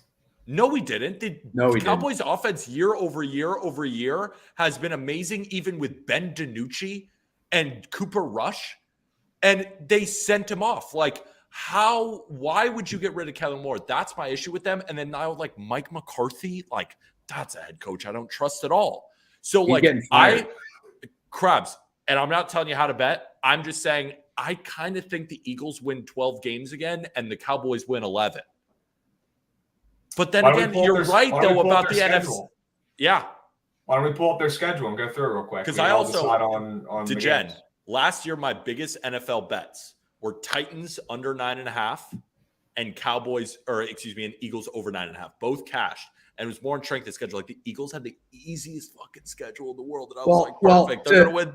Yeah, go ahead. To get back what Krabs was saying, I actually thought, and I even wrote this in the newsletter, I had the Eagles over wins to win the Super Bowl, to win the NFC, and I didn't bet any of it because the Eagles were so trendy last year. I didn't hear a bad thing about the Eagles all offseason. It was the most popular pick to go over their win total. But we have to remember, there are square plays, future bets that do cash. Exactly. That was one of them. And I pick your Rams, for example. When Stafford went to pair up with McVay, people had him to win the NFC and win the Super Bowl, and it happened. But that happened last year. I'm not finding the Eagles to be that trendy. Like, if anything, the trendy thing is don't go back to the team that just lost the Super Bowl. But you just brought it up with Joe Burrow and the Bengals. I think it's a little bit different when you have a young, fresh quarterback and even head coach tandem. I think these guys are just getting started. How am I betting the Eagles? I would bet them to win the Super Bowl. On the note of the Cowboys, that was my team last year until Tyron Smith got hurt in the offseason. But I even had an exact Super Bowl matchup, Ravens and Cowboys. Cowboys were going to be my pick, but Kellen Moore did not suck. I actually heard a stat in the last 4 years, the only offense with less points, how should I word this? The offense with the second most yards and points, only behind the Chiefs, is the Cowboys. The problem is Dak Prescott. I will tell you, I wanted to believe in this guy so fucking bad. Nobody, in my opinion, has had a better setup to be successful that I can remember when it comes to wide receivers, offensive line, and running back. Dak Prescott, unfortunately, talent-wise, is there. He had a gruesome injury, which sucked, but I think it's a top 2 inches thing. I think there's something about Dak where he doesn't get going until the game is just without reach. Krabs, with your hand up politely, yes. Sure.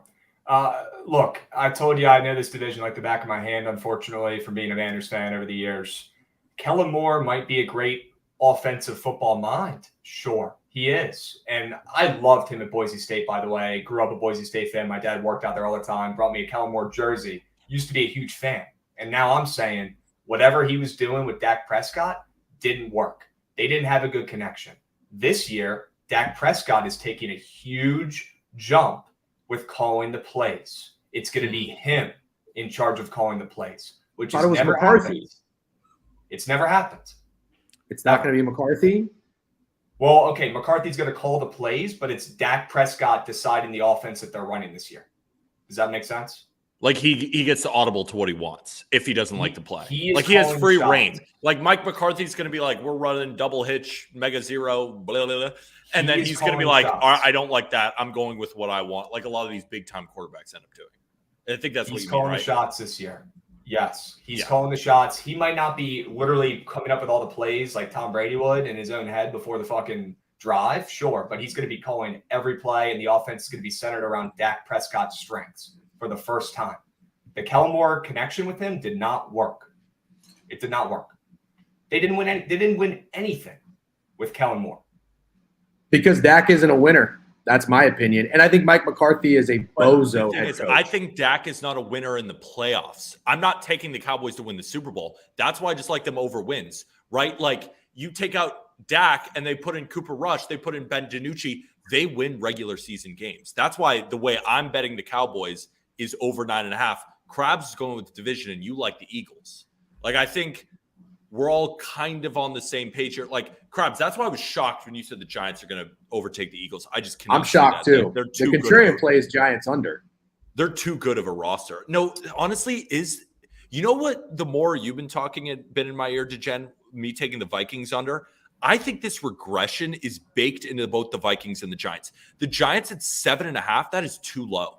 Like they're probably an 8-win team. Like I don't know a lot of people who are actually taking the Giants over. Like, have you ever seen one ticket that has the Giants over? It's only Giants unders.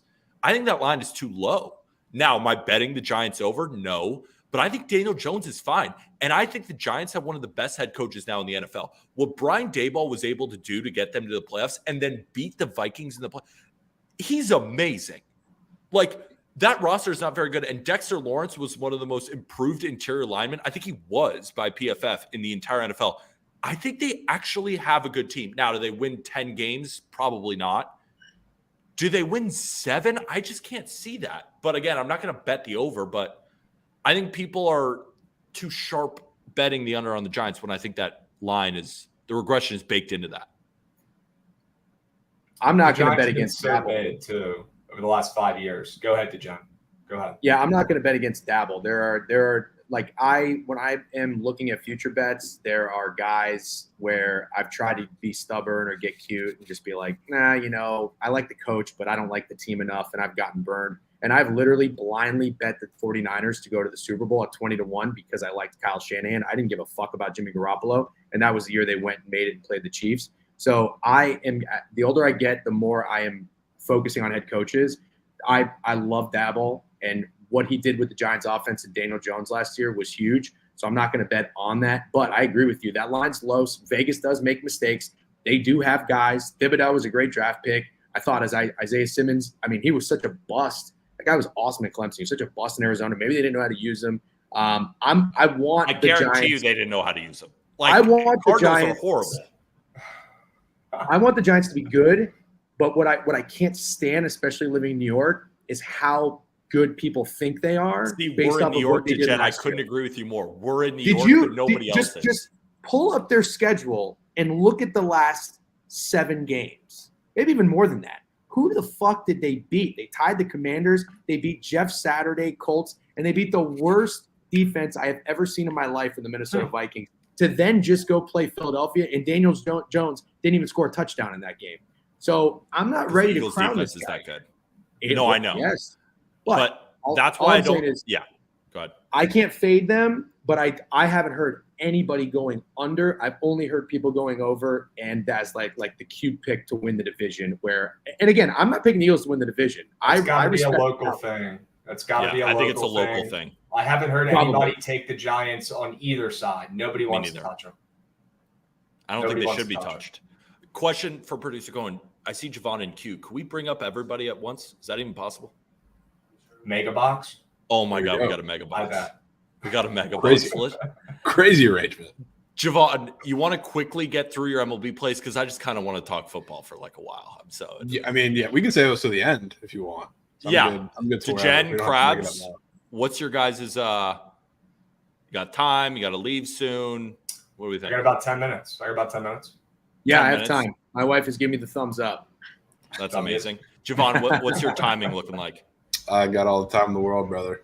This is amazing. Krabs, if you only got 10 minutes, let's get into more of your plays, and then we'll all kind of react to them. W's. I want reactions. I want opinions. I want pivots. I want the honest truth. All right, gents. Look, I got 2 interception squares I love. I want to get to these. Jalen Hurts, more than 8.5 interceptions. We don't have to go into that one that much. We just talked about the Eagles a ton. But he had 6 last year. He had 9 the year before. I don't see a world where he's as accurate or as lucky as he was last year. Number 2, he's playing against much better defenses this year. Number 3, you talk about their offense being simple, DeJen. It is very simple. And if these coaches who get paid millions of dollars in the offseason can't figure out how to slow down that simple offense, at least a speck, they should all get fired. Every single one of them that they play. So I like his over interceptions. I think he throws 10. This is better than first take. I freaking bet, Devin. Love it. Give me him to throw 10 picks, but more than 8.5 interceptions. And I really like Dak Prescott. My favorite prize pick season-long square is Dak Prescott less than 12.5 interceptions. Got bumped down from 13.5 to 12.5. He said in public he's not throwing 10. I typically don't like backing angles like that. But with everybody off the Cowboys and people acting like Dak Prescott is literally the worst quarterback of all time and he has no limbs, that's how people are acting. People are treating him like he has no limbs out there. I'm done with it.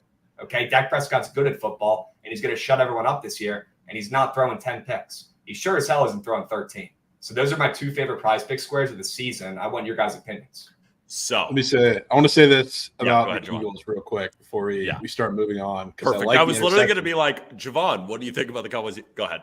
Yeah, so I think the one thing that people aren't taking into account as much when you talk about, like, yes, the Eagles are playing a much harder schedule, there's a big issue that nobody wanted to mention last year with especially in the red zone, Jalen Hurts being pretty inefficient from a passing standpoint. So that's the reason why you saw their little cast of running backs. Like if you look at all the advanced analytics, the Eagles were middle of the pack and lower than that in any passing in the red zone. That's why Jalen Hurts didn't have many passing touchdowns, and you had the cast of running backs that were really bringing it in on a consistent basis. So not only is he facing a better slew of overall teams this year because their schedule is completely flipped, but a much harder slate of rushing defenses, which is going to be a different look. And yes, they have obviously a massive addition on that front, but we're talking about interceptions and some overall regression for Jalen Hurts. I think it's not just, like I said, the better teams he's facing, but he's going to have to take a little different of an approach when you come in the red zone. So that's especially with the simplified offense that we're talking about with the Eagles, there's going to be some backlash to that. So that's, I don't mind the interception squares. I think a lot of those are going to come later in drives. My only point about that is, and I'm sure DeGen might utter the same sentiment, like when you're the Eagles and you had almost no weaknesses last year, aren't you going to go look at that and then say, we need to find new schemes and we need to be better in these certain areas? With Sirianni, with still a great offensive line, with still so many weapons, and Jalen Hurts just being the workhorse that he is. That's the reason why, like, he got replaced by Tua and then ended up being one of the best quarterbacks. Like, everything I hear that comes out of his mouth is always the right answer. Like, I just love him as the person. That's why I'm high on the Bears this year. It might be a little bit square. I don't even think I'm going to take them over wins. I'm taking them just to win the division because I love the upside. Like, doesn't Jalen Hurts know that? And I'm not saying, like, don't take the interception square because I think that's a really good point. My only counter is, doesn't Jalen Hurts and the Eagles also know that?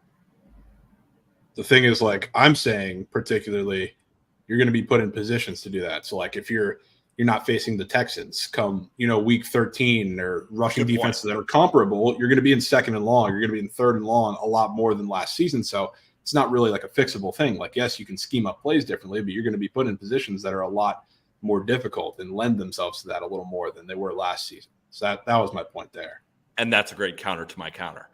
So what I would say too is, instead of Jalen Hurts over interceptions, I like Dak Prescott under interceptions. So Krabs and I were talking on the phone. I just have a big bugaboo with taking overs in anything. He's always had good weapons he's ever had with Cooks, Gallup, and then now CeeDee Lamb. Now, you could argue those years with Amari Cooper and all that. But then there's the possibility of, what if Dak gets hurt, right? Seems to get kind of hurt every year. So if he fixes his interception problems and then maybe gets hurt, that's why I love that under Dak interceptions more than the Jalen Hurts over interceptions. I like them both. I would just, like, in my season when we were talking, I'm going to play that Dak interceptions prop. I also, how is Younghoe Koo going to go under 30.5 field goals? He's so money. He is a bucket, and that offense is probably Desmond Ridder is going to suck in the red zone. And Stop. I don't know why you're slumping the Falcons. I'm a Saints guy. I'm not a Saints guy. Well, like, it doesn't. Hold on. Yeah, Before we'll get we into get that out of there, DeGen, any response to those props? I mean, they go against everything DeGen loves this year. Well, that's not true, because I'm really not anti-Cowboys, and I've been betting on the Cowboys the last 2 years, and I'm just getting off the train because I don't like Mike McCarthy. I don't think he's a good head coach. I don't either. And I think his days are numbered, and I think I've just seen enough. Like, I don't think Dak is bad. I think Dak is good. I think he's a good quarterback. I think I'd take him, but he's missing something, and it's not a receiver. It's not an offensive line. It's not a player. It's not anything the team can do to get him better. Like somebody said in the chat, I just don't fucking think Dak is that guy. So I'll tell you I'm what not he going was to missing. I'll tell you what he was missing. It was Kellen Moore shoving his offense down Dak's throat and it not working. That was what he was missing. I guess we'll see. I don't know. I don't know that I'm ready. I'm not going to deny that. I guess I don't know enough. I like Kellen Moore. I like Dak. I think they're both going to be fine. I think Kellen Moore is going to be great, and with Justin Herbert. Also, that would be an interception play I'd look at, because I heard that Justin Herbert had one of the fewest yards per attempt in the NFL. Now he's going to throw the ball down the field. So maybe he might be throwing some picks, but I can't fade Jalen Hurts. I think he's that fucking guy. And as dorky as Nick Sirianni's cliches are and sayings are, I think he's analytically driven, and I think he's figuring something out. And I think this team is their window is just opening. Make a lot of great points for why there should be regression. Schedule gets harder. Opposing defenses get harder. Everything gets harder. But I think they didn't just win games last year. Like, they were beating the shit out of teams convincingly. They were. And Matty Chucks, thank you for the sub, my friend. Gifting one out of baby. I think they're gonna be just fine. The one that I like. Wait, what was the? There were 2 over. Oh, Jalen Hurts over interceptions. I mean, maybe. I don't know that he has a problem reading defenses, but he does. I mean, he makes throws that I guess are challenging for the receivers. Like, he'll throw one-on-one throws like he was fucking working for Circus Soleil last year. That's my thing, Krabs. I think it's going to hit if he stays healthy, and I cannot physically press more on an NFL entry. I can't do it. These guys I don't believe in not sending bets or not drafting guys because of prior injury history. That was last year, bro. No, I'm not saying that. I'm just saying in a season-long entry, if my guy were to get hurt because of a more, especially in the NFL, I just can't do it. But that's why I like your Dak under interceptions prop, because not only do I agree with the analysis, there's a chance he gets hurt and just doesn't even get there anyway. Yeah, 100%. I got one more play I want to run by you guys, and then I got to go. Is that cool? Absolutely. This is a book future, a little player prop, though. You mentioned Cooper Kupp earlier. I've been doing a lot of fantasy football research. Been getting ready for the drafts. Sure. I want to take Cooper Kupp with the number 1 overall pick if I get it. How about that? And I want to take, go ahead and give me a round of applause. I want to take Cooper Kupp to lead the NFL in receiving yards this season at plus 800. Just talk to me. I do.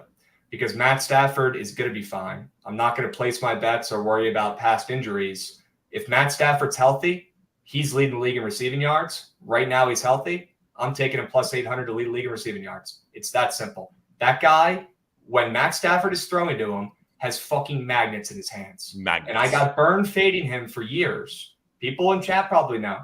Me taking Cooper Kupp less than a receiving touchdown, and Cooper Kupp less than 100 yards. That shit never hit. He'd have like a line. Throws it to him. He literally always has 100 yards and a touchdown every single game. It's amazing. It's amazing. He's like Kelsey. He's like Kelsey, who is unfadable. With Mahomes, unfadable. I remember Cooper Kupp would be like at 130.5 receiving yards, and you're like, no way. And I'm like, he's going to throw it to him 20 times. Mm-hmm. And he's going to catch 13 of them. And Can I give my opinion? The yards. Absolutely. Can I give my opinion on Matt Stafford and Cooper Kupp? Please. I hate watching it. It's like get a room. Beautiful. No, it's not. No, it's not. It's Matt Stafford. They're best friends. I get it, but you ever go play? So not organized football, but just like street football with your buddies, 5-on-5, whatever. And you run routes and everything, and you turn around, the ball's already gone. It just goes to the same fucking guy every play. It's like, dude, we're going to be open too. If I'm betting on him, obviously I want it to be successful. Watching Matt Stafford just target Cooper Kupp 18 times a game is not enjoyable. It continues to work, but like Krabs was saying, if these defensive coordinators can't figure out how to scheme for Jalen Hurts, what do you have to do to stop the Rams offense this season? You got to stop Cam Akers? No. Fucking Cam just Akers shut down Cooper Kupp. No. What are we doing? Cam Akers is still the running back. I'm pro Cam Akers. I have been since he was at FSU, and I've been burned constantly with that guy. But all I'm saying is, to be the number 1 pick overall in fantasy, I think is a bit of a stretch. However, if teams can't figure him out, you're probably going to look like a genius. My number 1 pick would be Christian McCaffrey, because the Niners went out and got this guy. Shanahan's a wizard. He has an entire offseason. We saw what he did when he was thrown in half the season. Entire offseason to draw up plays for one of the most dynamic weapons that we've seen maybe ever. I think he's going to be a freak. I know that's not a bold take by any means, but I think fantasy-wise, he's probably going to break maybe his own record that he's set scoring-wise. So why are McCaffrey's props so low? He's going to get hurt. Yeah, probably injury. I mean, I don't think he's been healthy the last 2 seasons, right? Yeah, that's my issue with taking number 1. I have the number 1 overall pick in my league, and I don't want to take Justin Jefferson because I see 8.5 touchdowns for him, and I see Bleacher Report, oh, look at this one-handed catch. He must be amazing. He ain't getting 9, but he's getting yards. It's going to be worth it. Everybody is slurping every single other team in that division, and they're forgetting. Like you said, the regression is baked into everything when it comes to the Vikings. The Vikings and Kirk are going to be just fine. They're going to be just fine. The more I think about it, Javon, I actually agree with you. the more I'm thinking about, because you know how I was just slurping Bears and slurping like the opposite of slurping Vikings. The more I think about it, it's like I'm not going to take the Bears over wins, and I'm not going to take the Vikings under wins. I'm trying to find plus money on these like downside and upside bets, like Vikings to finish last, Vikings not to make the playoffs. Like either they actually bottom out or they don't and get a plus money price instead of hanging around an 8 or 9 win team. Bears too, like they're either going to continue to suck and be the Chicago Bears, or everything ends up working out and Justin Fields becomes amazing and they win the division. Like that's how I want to play them. I have a bold take. I think 3 teams from that division make the playoffs. I don't hate that. Just like the NFC East last year. Yeah. Because I also like the Packers. And that's why, again, I do don't too. like the Vikings is because I like the Packers and I like the Bears and I like the Lions. And I'm like, there's an odd man out. And I watch Kirk Cousins on quarterback get hit and just be like, and I'm like, you're not good. Who doesn't moan when they get hit, bro? It's different from Kirk Cousins. By that guy. I don't know. I feel like I could take it. No, obviously, I'm not talking about me. You bitch about being sore after playing slow pitch softball. Well, first of all, that was hard, and my hamstring. No, but On I'm this not note, talking I'll catch about you, me. boys. I'm not comparing. You guys be so much better, man. Good seeing you guys. We gotta be Seriously, better. peace. I'm not talking about me when I talk about comparing to Kirk Cousins.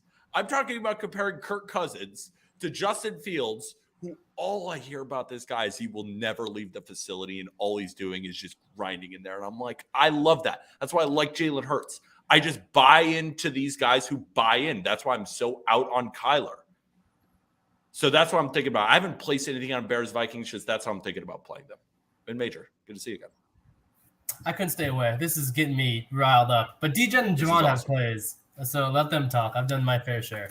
Yeah, DeGen, we're talking about your Eagles, but I don't think that you're like that's not your favorite play. You just like the Eagles, right? I do. I'm starting to think about taking them as my Super Bowl pick. I'm not going to go too crazy on MVP or Super Bowl bets because I think at the end of the day, I think Patrick Mahomes is going to go on that crazy ass run and he's going to end up with 3 or 4 trophies, and it's going to happen in a short time span. So I've told myself the Bills here. It might be the Bills. That's what my buddies are saying. I'm not big on Leslie Frazier. I don't know about Ken Dorsey, but they're keeping me off. But Frazier's gone. Oh, Frazier's not the DC anymore? No, he's gone now. It's Sean McDermott, or it's McDermott now, he was the DC with the Panthers, which got him the head coaching job with the Bills. Well, sure, Leslie Frazier's fired. No, he's done. He's gone. Okay, I totally missed that then. I apologize. Well, that makes me like him a lot more, but that's what I'm saying. If the Chiefs don't win it this year, I'm just waiting. If they do, that's great. If they don't, I'm going to take them the following year. But yeah, the Eagles aren't like my favorite bet by any means, and I don't even know if I'm playing their win total or division or anything like that. But yeah, I want to talk about the Saints.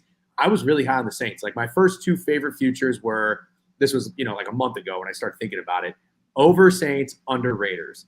I'm now well aware that those 2 are probably the most chalk futures of the offseason. The thing is, how can you find 7 wins for me for the Raiders? I can't. I'm not being talked off that one, and I'm fading Jimmy Garoppolo more than I'm fading anything else. I don't like Josh. I might take Raiders week 1. But the Saints I'm cooling off on significantly, and as much as I do think Derek Carr has a good season, I think I can't get there with Dennis Allen. I just can't. And and the offensive coordinator, I forget the guy's name, but he's been in the league for a long time. I don't like these new guys. I like fresh blood. I like the Sean McVays and et cetera, the younger guys. So I think I'm cooling off on the Saints. And honestly, I got to tell you, I'm starting to square up with the Falcons a little bit. Like I'm getting the Falcons hype. Started to see what the Falcons have done in the offseason. I really couldn't believe it. I think Arthur Smith actually is a pretty good coach. He's great. Yeah. So, I didn't know how I felt about him. And I just remember thinking to myself last year, like the peskiness of the Falcons, this can't continue. There's no way this can't continue. And I'll never forget, one of the most impressive wins, in my opinion, was the Falcons beating Seattle in Seattle. That's just something I would have never said was going to happen before the season started. And they did all this with Marcus Mariota until fucking Ritter got in there. And I'm not even a Ritter guy, but that just goes to show you, at the most important position in sports, they don't even need that good of a player, and they're still hanging around games. I'm sure we've all heard the stat that they were 15 out of 17 games that ended within one possession. So they're competitive. But if you look at what they've done on the defense, like they've addressed the proper needs. And when teams do that, I get fired up. So I'm starting to get there. I just can't believe how much Falcons love I've heard this offseason. Like one of those teams is going to let people down. I'm starting to think it's going to be the Saints. So I've cooled on them significantly, but I'm still there with the Raiders under win total for sure. Here's why I'm not a Falcons guy, and I'm not even betting on the division. Like I'm not. I don't want any part of it. I am not a Desmond Ridder guy at all. I'm not either, like, Peter. At all. Like that's not the reason he likes it, though. It's the offensive line run game. No, I get it. I get disgusting. it. It's just hard for me to bet on a team to win the division when I think they arguably have the worst quarterback in the division. Look at the 03 Ravens. Can you name their quarterback, Peter? That was 20 years ago. But what did they do? They played amazing. They played amazing defense, and they ran the fuck out of the ball. But they do not have the 2003 Ravens defense. It's a different scheme, but sure, they can still control the ball. Is my point. They can hold the ball for 40 minutes. They had an amazing defense. The Falcons don't have that amazing of a defense. They have good weapons. I get it. Their front seven is big. Yvonne, you're a Falcons. Falcons is my favorite future of the NFL season. Wow. So this is like I'm slurping it with everybody. I don't really care. The one thing like between the Falcons and the Saints that I think nobody is talking about, because I think the talk with the Falcons is, they're a weak division or in a weak division. They have a weak schedule. You show flashes of them last year being very pesky. You have new pieces in there like Bijan Robinson. You have Kyle Pitts, who's always there at the back end. Like eventually everybody thinks he's going to be good. But nobody's talking about the defenses in this division because we talk about the Saints for the last handful of years, regardless of the Drew Brees at the helm. Who was the backbone of that team even when they went away from Drew Brees? The defense. And guess the quarterback of that defense, the DC, Ryan Nielsen, guess where he is now? He's in Atlanta. And guess where Caden Ellis and David Onyemata, huge parts of that front seven, where are they? They're in Atlanta. Where is Calais Campbell? In Atlanta. Where's Jeff Okudah, who's a project, but huge for that defensive backfield? He's in Atlanta. It's like the defense, nobody's giving the defense a lot of credit. And you can talk about Jesse Bates, too, massive add as a safety in that defensive backfield as well. So they've made huge defensive improvements. So, like, for me, it's not even about, like, they were scrappy, Bijan's cool, Desmond Ridder is going to do enough. It's the defense. I think the defense is going to be fantastic. But at the same time, like, Ridder wasn't good in the handful of games that we saw last year, which, I mean, you put him in a tough spot.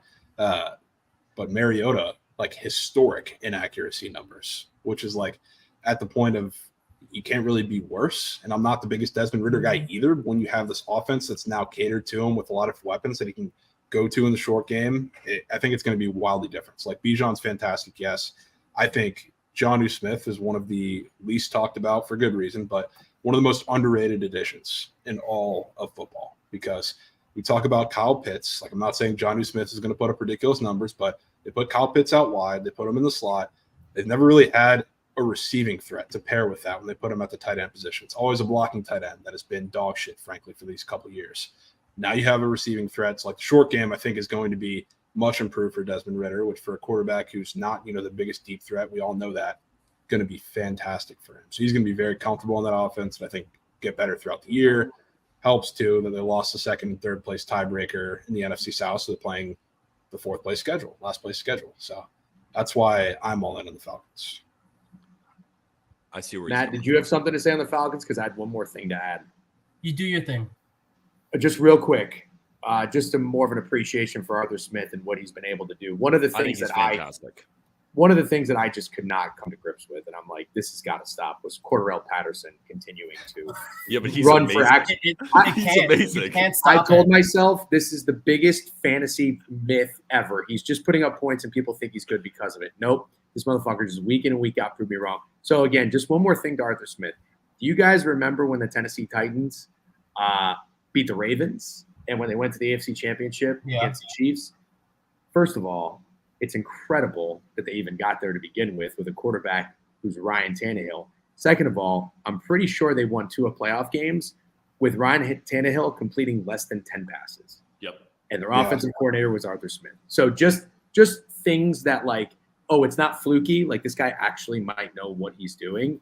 I have started to respect him more, whereas I don't respect Dennis Allen as much, and that's why I've shifted.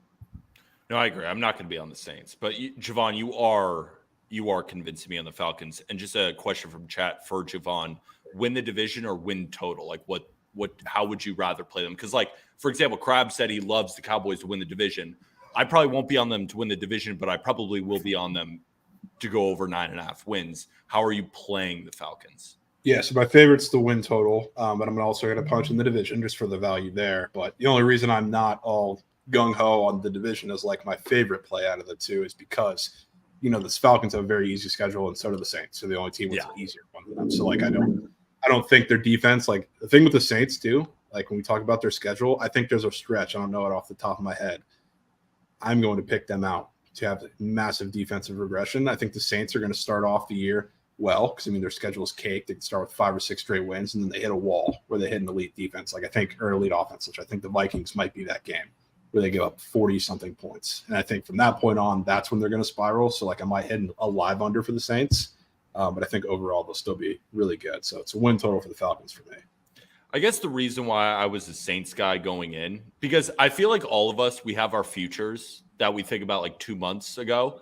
And then like, for example, my original futures were I'm going to be tailing the Bears and I'm going to be fading the Falcons and I'm going to be taking the Rams. And I have not bet on any of them yet. And I bet on other futures. The Saints, the only reason I believe is because I think Derek Carr got a shit deal in Las Vegas. And I actually think that he is very good.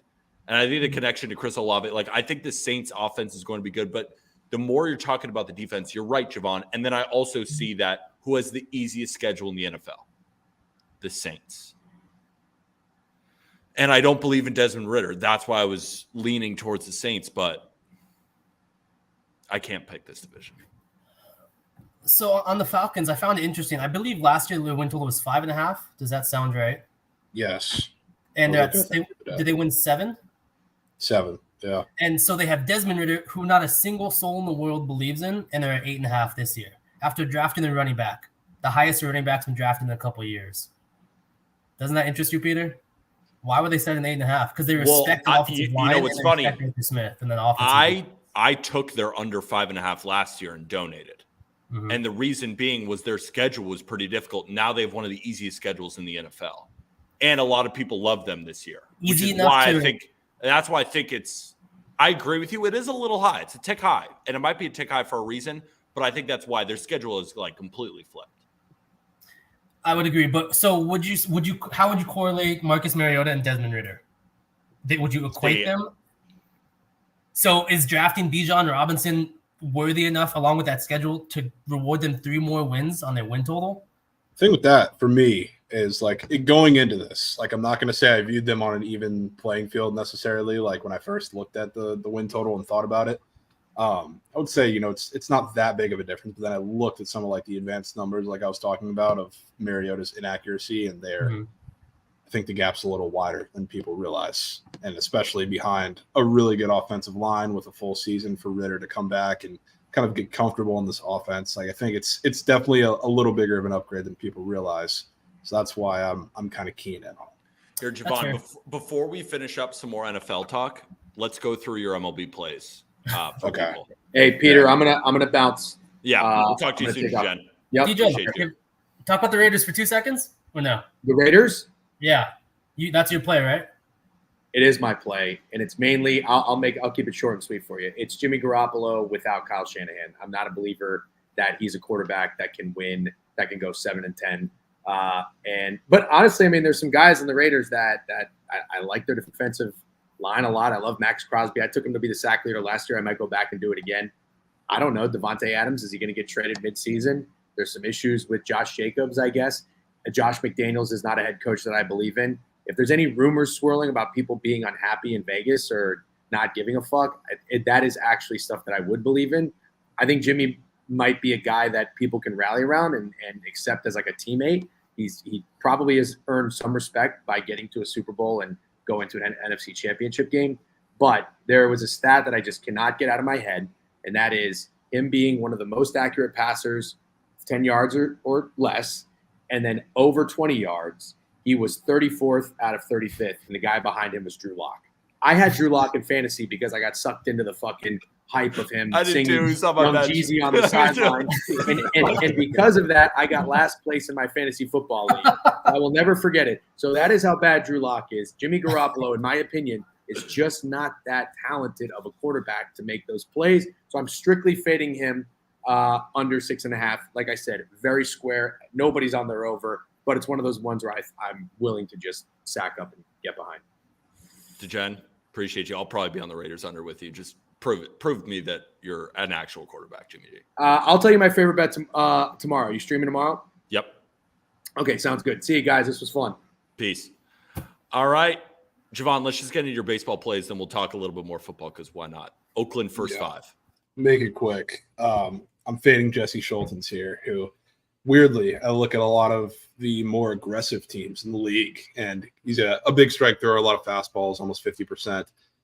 So a lot of the teams that are more aggressive on him, especially since he's been a starter up, like I saw with the Rockies a little bit in Coors, which I kind of discount that start gets in Coors, but a lot of teams that are more aggressive on him on his fastballs that he throws in the strike zone have found success. I love the matchups for a lot of guys, especially being that we have very aggressive guys at the top of the lineup, whether it's Ryan Noda, whether it's Zach Geloff, my GOAT, who is getting 2 bases today. But a lot of the guys there, super aggressive in the zone. You have some reverse splits righties, which Geloff is also one of those. So love the matchup for them early. Don't want to deal with the bullpens, even though Chicago's almost just as bad. Nobody's really as bad as the A's, but in a tough spot rest-wise. I guess I put them on a little even of the playing field, but early, I think they destroyed Schultens. And I've actually been pretty impressed about what I've seen from Ken Waldichuk lately. I know you have the big bats at the top of the lineup that are very good against lefties, the obvious one being Luis Robert. But I trust him today. I think he's going to have a pretty decent start, aside of, couple of those tough matchups, but really trusting the bats in this one to get it done early. I couldn't agree with you more. I mean, I didn't play it, and you're only playing it for a half unit, so you're not like going full. Yeah, well, I only put. I'm not calling anybody out because I'm not saying anybody does this, but I'm only putting what I have on it, and I have investments on it in quite a few different ways. So this is one of the, 5 maybe. It's true because you're taking a bunch of hitters. Like you have a lot invested on A's bats today. Yeah, and I have a full game too. It's just full game team total. I have a lot invested, so I spread it out a little bit. I'm not going to put anything that I don't have on it. Fair enough, because you know what you're doing. D-backs money line. Yeah, Reds. Running Cali wagers on the Reds. Yeah, Reds ain't winning. Merrill Kelly, I think he has a beautiful matchup today. The Reds, outside of like little flashes that they showed in the Angels series, which I would love to believe that that's going to be the new norm, and the bats are starting to get hot. I don't think that it is on the road against righties, but really against righties in general. The Reds for the last month have been horrid, especially on guys who have high strikeout potential and throw a lot of power fastballs like Merrill Kelly has the potential to do. So there's that, along with the really tough spot they're in. They're coming off the doubleheader yesterday. Yes, they're staying on the West Coast, but across these last 2 days, bullpen is gassed. And they have a guy, Brandon Williamson, who I really don't care for his matchup today, to be honest with you. The D-backs are a sneakily patient team as of late. They really don't let him go as long as they should at times. And yes, they're probably going to have to stretch him out as long as they can today. But if the D-backs get to him a little early in this game, we are going to see a horrendous showing, I think, from any pitcher that comes out of the bullpen, which is not a hot take because they pretty much do that anyway. But they're gassed after this past week, and especially after yesterday. So like D-backs bats, I think they're going to get to Williamson and get to this bullpen, pretty constant attack throughout the game. And I think Merrill Kelly is going to give them some length and pitch really, really well against the Reds today. So I have little to no hope. Yes, there's probably a little bit of an emotional hedge aspect, but I don't think there is this is the game for them to take in this series. I was talking to Cali Wager because he came on and pitched the Reds, and I was like, I like the pitch. I see value on the Reds. Like, should the Diamondbacks be this big of a favorite? Maybe not, but at the same time, I was like, I ain't betting the Reds. Like, more often than not, when I see value on an underdog, like you've seen me all year, I bet a lot of underdogs. This one, I saw value on the Reds, and I did not bet it for a lot of the reasons that you said. It's just not a good spot for them. So I think there's a reason that they're this big of an underdog. Yeah, I mean, if we get, God forbid, I know Williamson pretty consistently has like a 15.5 outs line, and they're probably going to have to push him, but if he's inefficient and we see like the classic Williamson 65, 70 pitches almost at the end of the third, like the D-backs may put up 10, to be honest with you. Like if we get, God forbid, we get more than 5 innings out of this bullpen, which is a real possibility with Brandon Williamson, it's going to get ugly very quickly, which I hate to say, not as a bettor of the D-backs today, but obviously as a Reds investor. So we'll see how it plays out, but I don't think they have much of a pulse today. Prize picks. Yeah, don't need to sell too much because I've talked about it. Geloff, reverse split righty, going up against the guy who throws a lot of fastballs. Really a dream matchup for him, and I think they score a lot of runs today, and he'll be a part of that, certainly, especially after Ryan Noda probably sets the platter with an extra base hit the first pitch of the game. So we'll have a guy there, to drive in to make it look better. Then Merrill Kelly, like I said, horrid spot for the Reds bats. I like the matchup anyway if there wasn't the travel spot involved in the doubleheader yesterday. I just think he pitches an absolute gem, and especially with a pretty sizable lead that I think they build up early, win, quality start, and just an overall coast from Merrill Kelly. Baseball talk is done. There we go. Wrapped Good up. stuff, though. I mean, and just, to go back on, I think both of those plays hit. My only worry is, I do like Waldichuk, don't love his matchup against the White Sox. Yeah. And I don't love it against the top of the lineup. Yeah, exactly. I've seen him because I've been on Waldichuk a weird amount of times, and I see when he goes up against really good righties. The White Sox have a couple. That's why, I think the A's are going to have to really score. Not just, get two. I think they're going to have to get 4 or 5. And Schultz has been okay. But at the same time, you got a good price. A push, a tie is a push. That's why I like it. I think the value's on that side, and then Diamondback side, I just think that's a good spot. DeGen, thank you.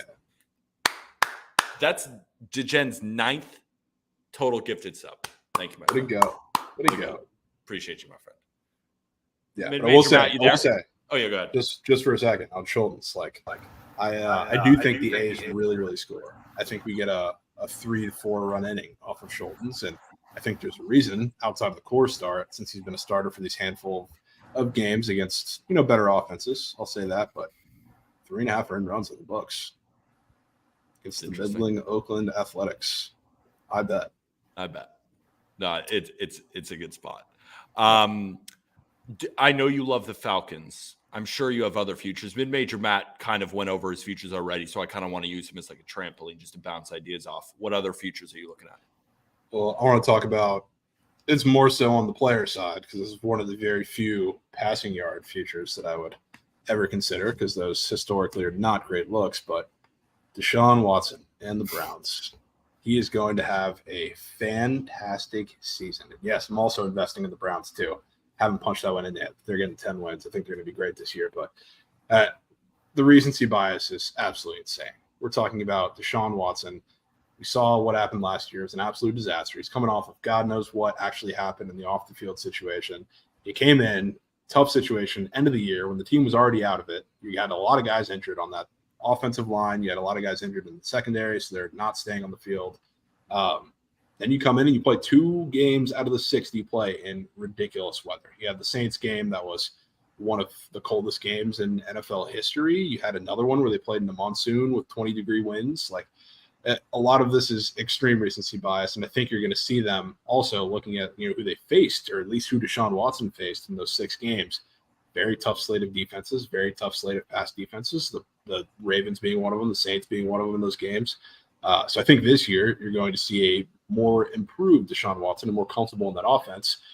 Speaking scheduling wise, he faced a lot of the best pass defenses in the league in that little stretch. And now what happens?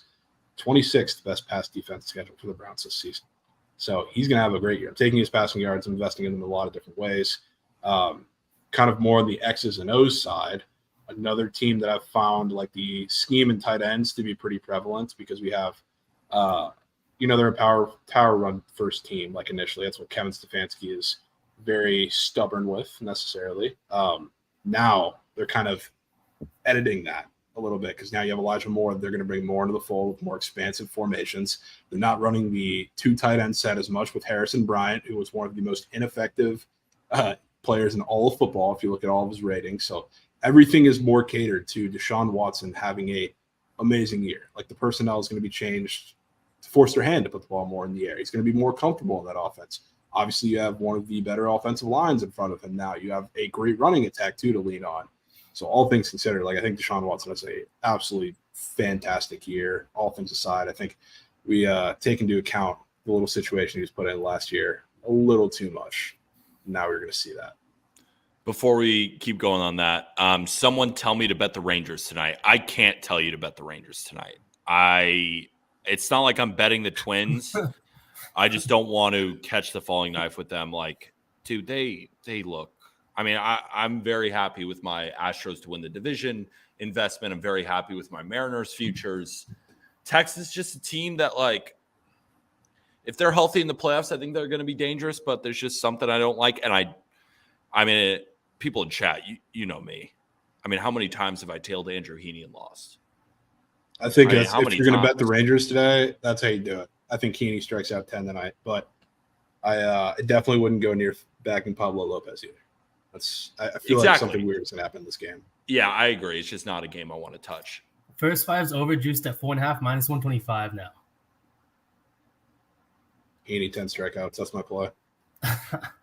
Mid-major Matt, what do you think about the Deshaun Watson play? Because I like it. I just can't. I'm not touching his over yards. I did buy in Javon when he first mentioned it. It enlightened me to look into the Browns. I think they may have one of the top 3 pairs of offensive and defensive lines. I agree. With Myles Garrett getting a healthy Zadarius Smith next to him, and if Zadarius Smith can stay healthy, all Zadarius Smith has to do is like get double teams off Garrett. That's all he has to do. Be a competent NFL pass rusher. If that happens, I think that Myles Garrett is Defensive Player of the Year by a long shot. That's probably going to be my pick. I have that wager in. But at the same time, the offensive line is fantastic. Yeah, it's good. What are you going to say, funny? No, I never hit any awards ever. But I've been nailing Defensive Player of the Year awards. I nailed Nick Bosa last year for plus 1,200, and Myles Garrett was my pick this year. I'm glad you brought that up. He's my pick this year. I think with Zadarius Smith on the other side, I think he is the most freakish defensive player I think I've ever seen with my own 2 eyes. Garrett. Yeah. He is like from another planet. He's like what Ohtani is in baseball, just in terms of like a freak body. Disgusting.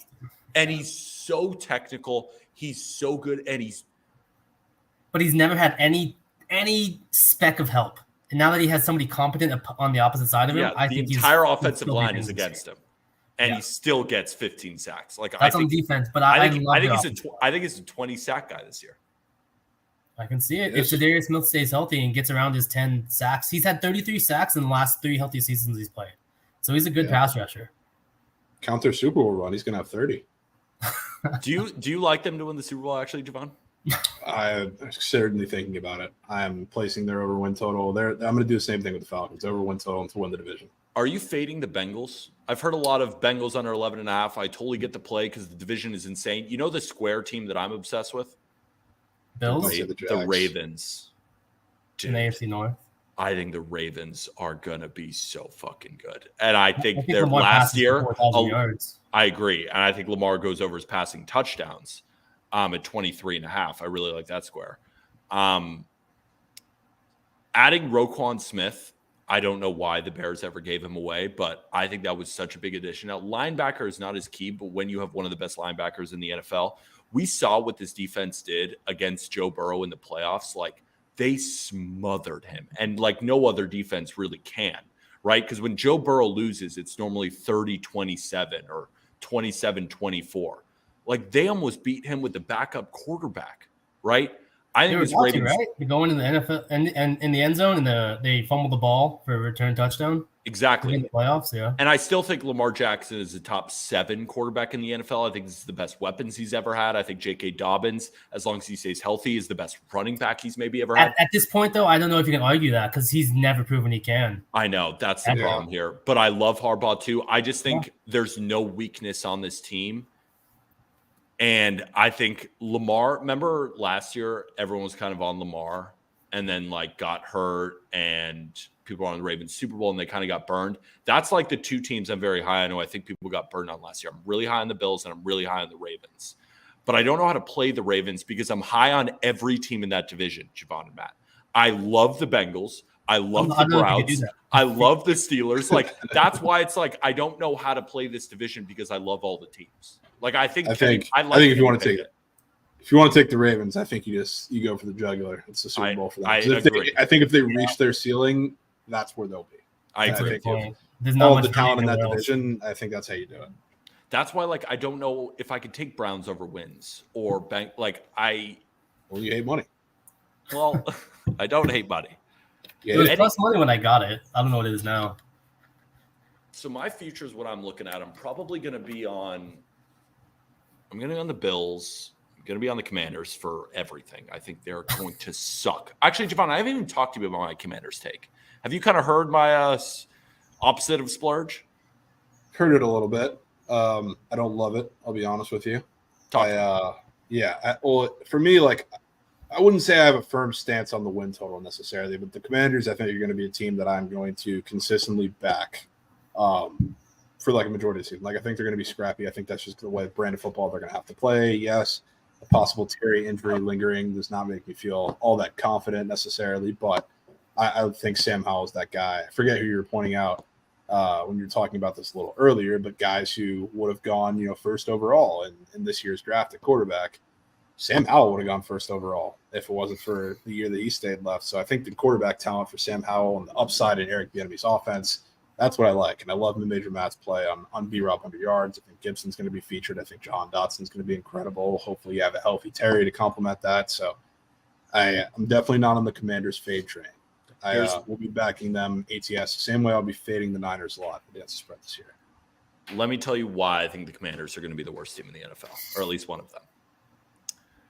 So Sam Howell, I completely disagree with your point of he might have gotten first overall. He had a chance to even go in the first round, maybe the second round, and he was a first-round talent coming out of UNC. What did he do? He fell to the 144th pick. And I think teams already kind of made their judgments on him. The only time we've ever seen Sam Howell perform at any sort of decently high level is against third-string defenses in the preseason. He started one game. Ron Rivera, why didn't he play him last year when it was clear that this team just wasn't going to be to the level of the other teams in their division? There's a reason, right? Because I don't think Rivera believes in him. That's why in the offseason, all he's talking about is like, don't sleep on Brissett. And like Jake Fromm is getting reps. And then they started him. So what I see in Sam Howell is I see a bottom 5 quarterback in the NFL. What I also see is a bottom 3 offensive line. I see a bottom 10-ish running back core. Terry McLaurin, nobody's talking about, might have turf toe. So he might not even be fully healthy. I like their defense. They finished 9th in total DVOA. But the previous season, they faced a top 10 easiest schedule in terms of offenses that they faced. Now 24th. Right schedule gets a lot harder for them. Let's see you do it again, right? And then I look at Eric Bieniemy. Why do people think Eric Bieniemy is any good at his job? He was with Patrick Mahomes. And if he was so good, like DeMeco Ryans was with the 49ers defense, then he would be a head coach somewhere. There is a reason that he made a lateral move from being the offensive coordinator of the Chiefs to the offensive coordinator of the Commanders. And then when I look at the Commanders with the new regime coming in, why wouldn't they sell pieces if they don't start off well? Because their schedule early on outside of the Cardinals is really, really tough. So if they get on this early skid and they have like the 13th best defense with the worst offensive line, a bad quarterback, and no running backs, I think they're going to sell because I think the new regime wants to completely start over with this team. They want to get rid of everything that Dan Snyder created. They're probably going to get rid of Ron Rivera. Why wouldn't they sell all the pieces to go get Drake May or Caleb Williams? They're in a really tough division. They have the 8th hardest schedule in the NFL, and they won 8 games last year, and they're at 6.5 juice towards the under as well. And all I'm getting tagged in is Sam Howell preseason hype. They're going to suck. I don't mind backing them on the spread as like big dogs and I'm going to fade the Raiders on the win total. I'm probably going to take them week 1. Like, I get that point, but I don't see any optimism because there's so many moving pieces. Like, they might have the worst offensive line in the NFL with a rookie quarterback who's only started 1 game in his career with no running backs, and his best wide receiver is turf toe. And like a pretty good defense and a tough schedule. The thing about the O-line that I can't get behind, though, because, yes, it's not great. I'm not disputing that, but is it going to hold the same weight as it did in that offense last year than with the Eric Bieniemy offense, where you're talking about? They're going to roll him a lot. What's the Eric Bieniemy offense? We don't know. So that's my point issue with you as well. Sorry to cut you off, Javon. We don't know the ceiling for what he's gonna do. One of the big things that you do in MLB, Peter, is you don't like to bet on rookies in the first start, right? That's kind of what we have in Sam Howell. We don't know what Eric Bieniemy is gonna do. Fading a rookie in his first starts, like that's literally what I'm doing at home. Kind of. No, you know what I'm saying though. I think teams made their judgments on Howell already. Like he was a first round talent and then fell to the 5th round. Like that doesn't just happen in the NFL often. Like name me other first round level talent quarterbacks that fell to the 5th. You could say Will Levis, who fell to the 2nd, not to the 5th.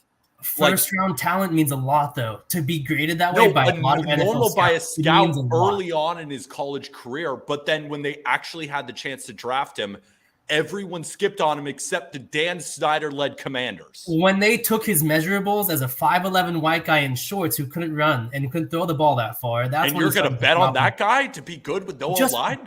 Just because he's not a 6'4" NFL freak doesn't mean he doesn't have NFL talent. There have been plenty. Zach Wilson is like 5'10" in shoes and skinny. He measured extremely well. Or he threw extremely well at the combine, and everyone jerked him off. His measurables were off the charts. Sam Howell was the exact opposite.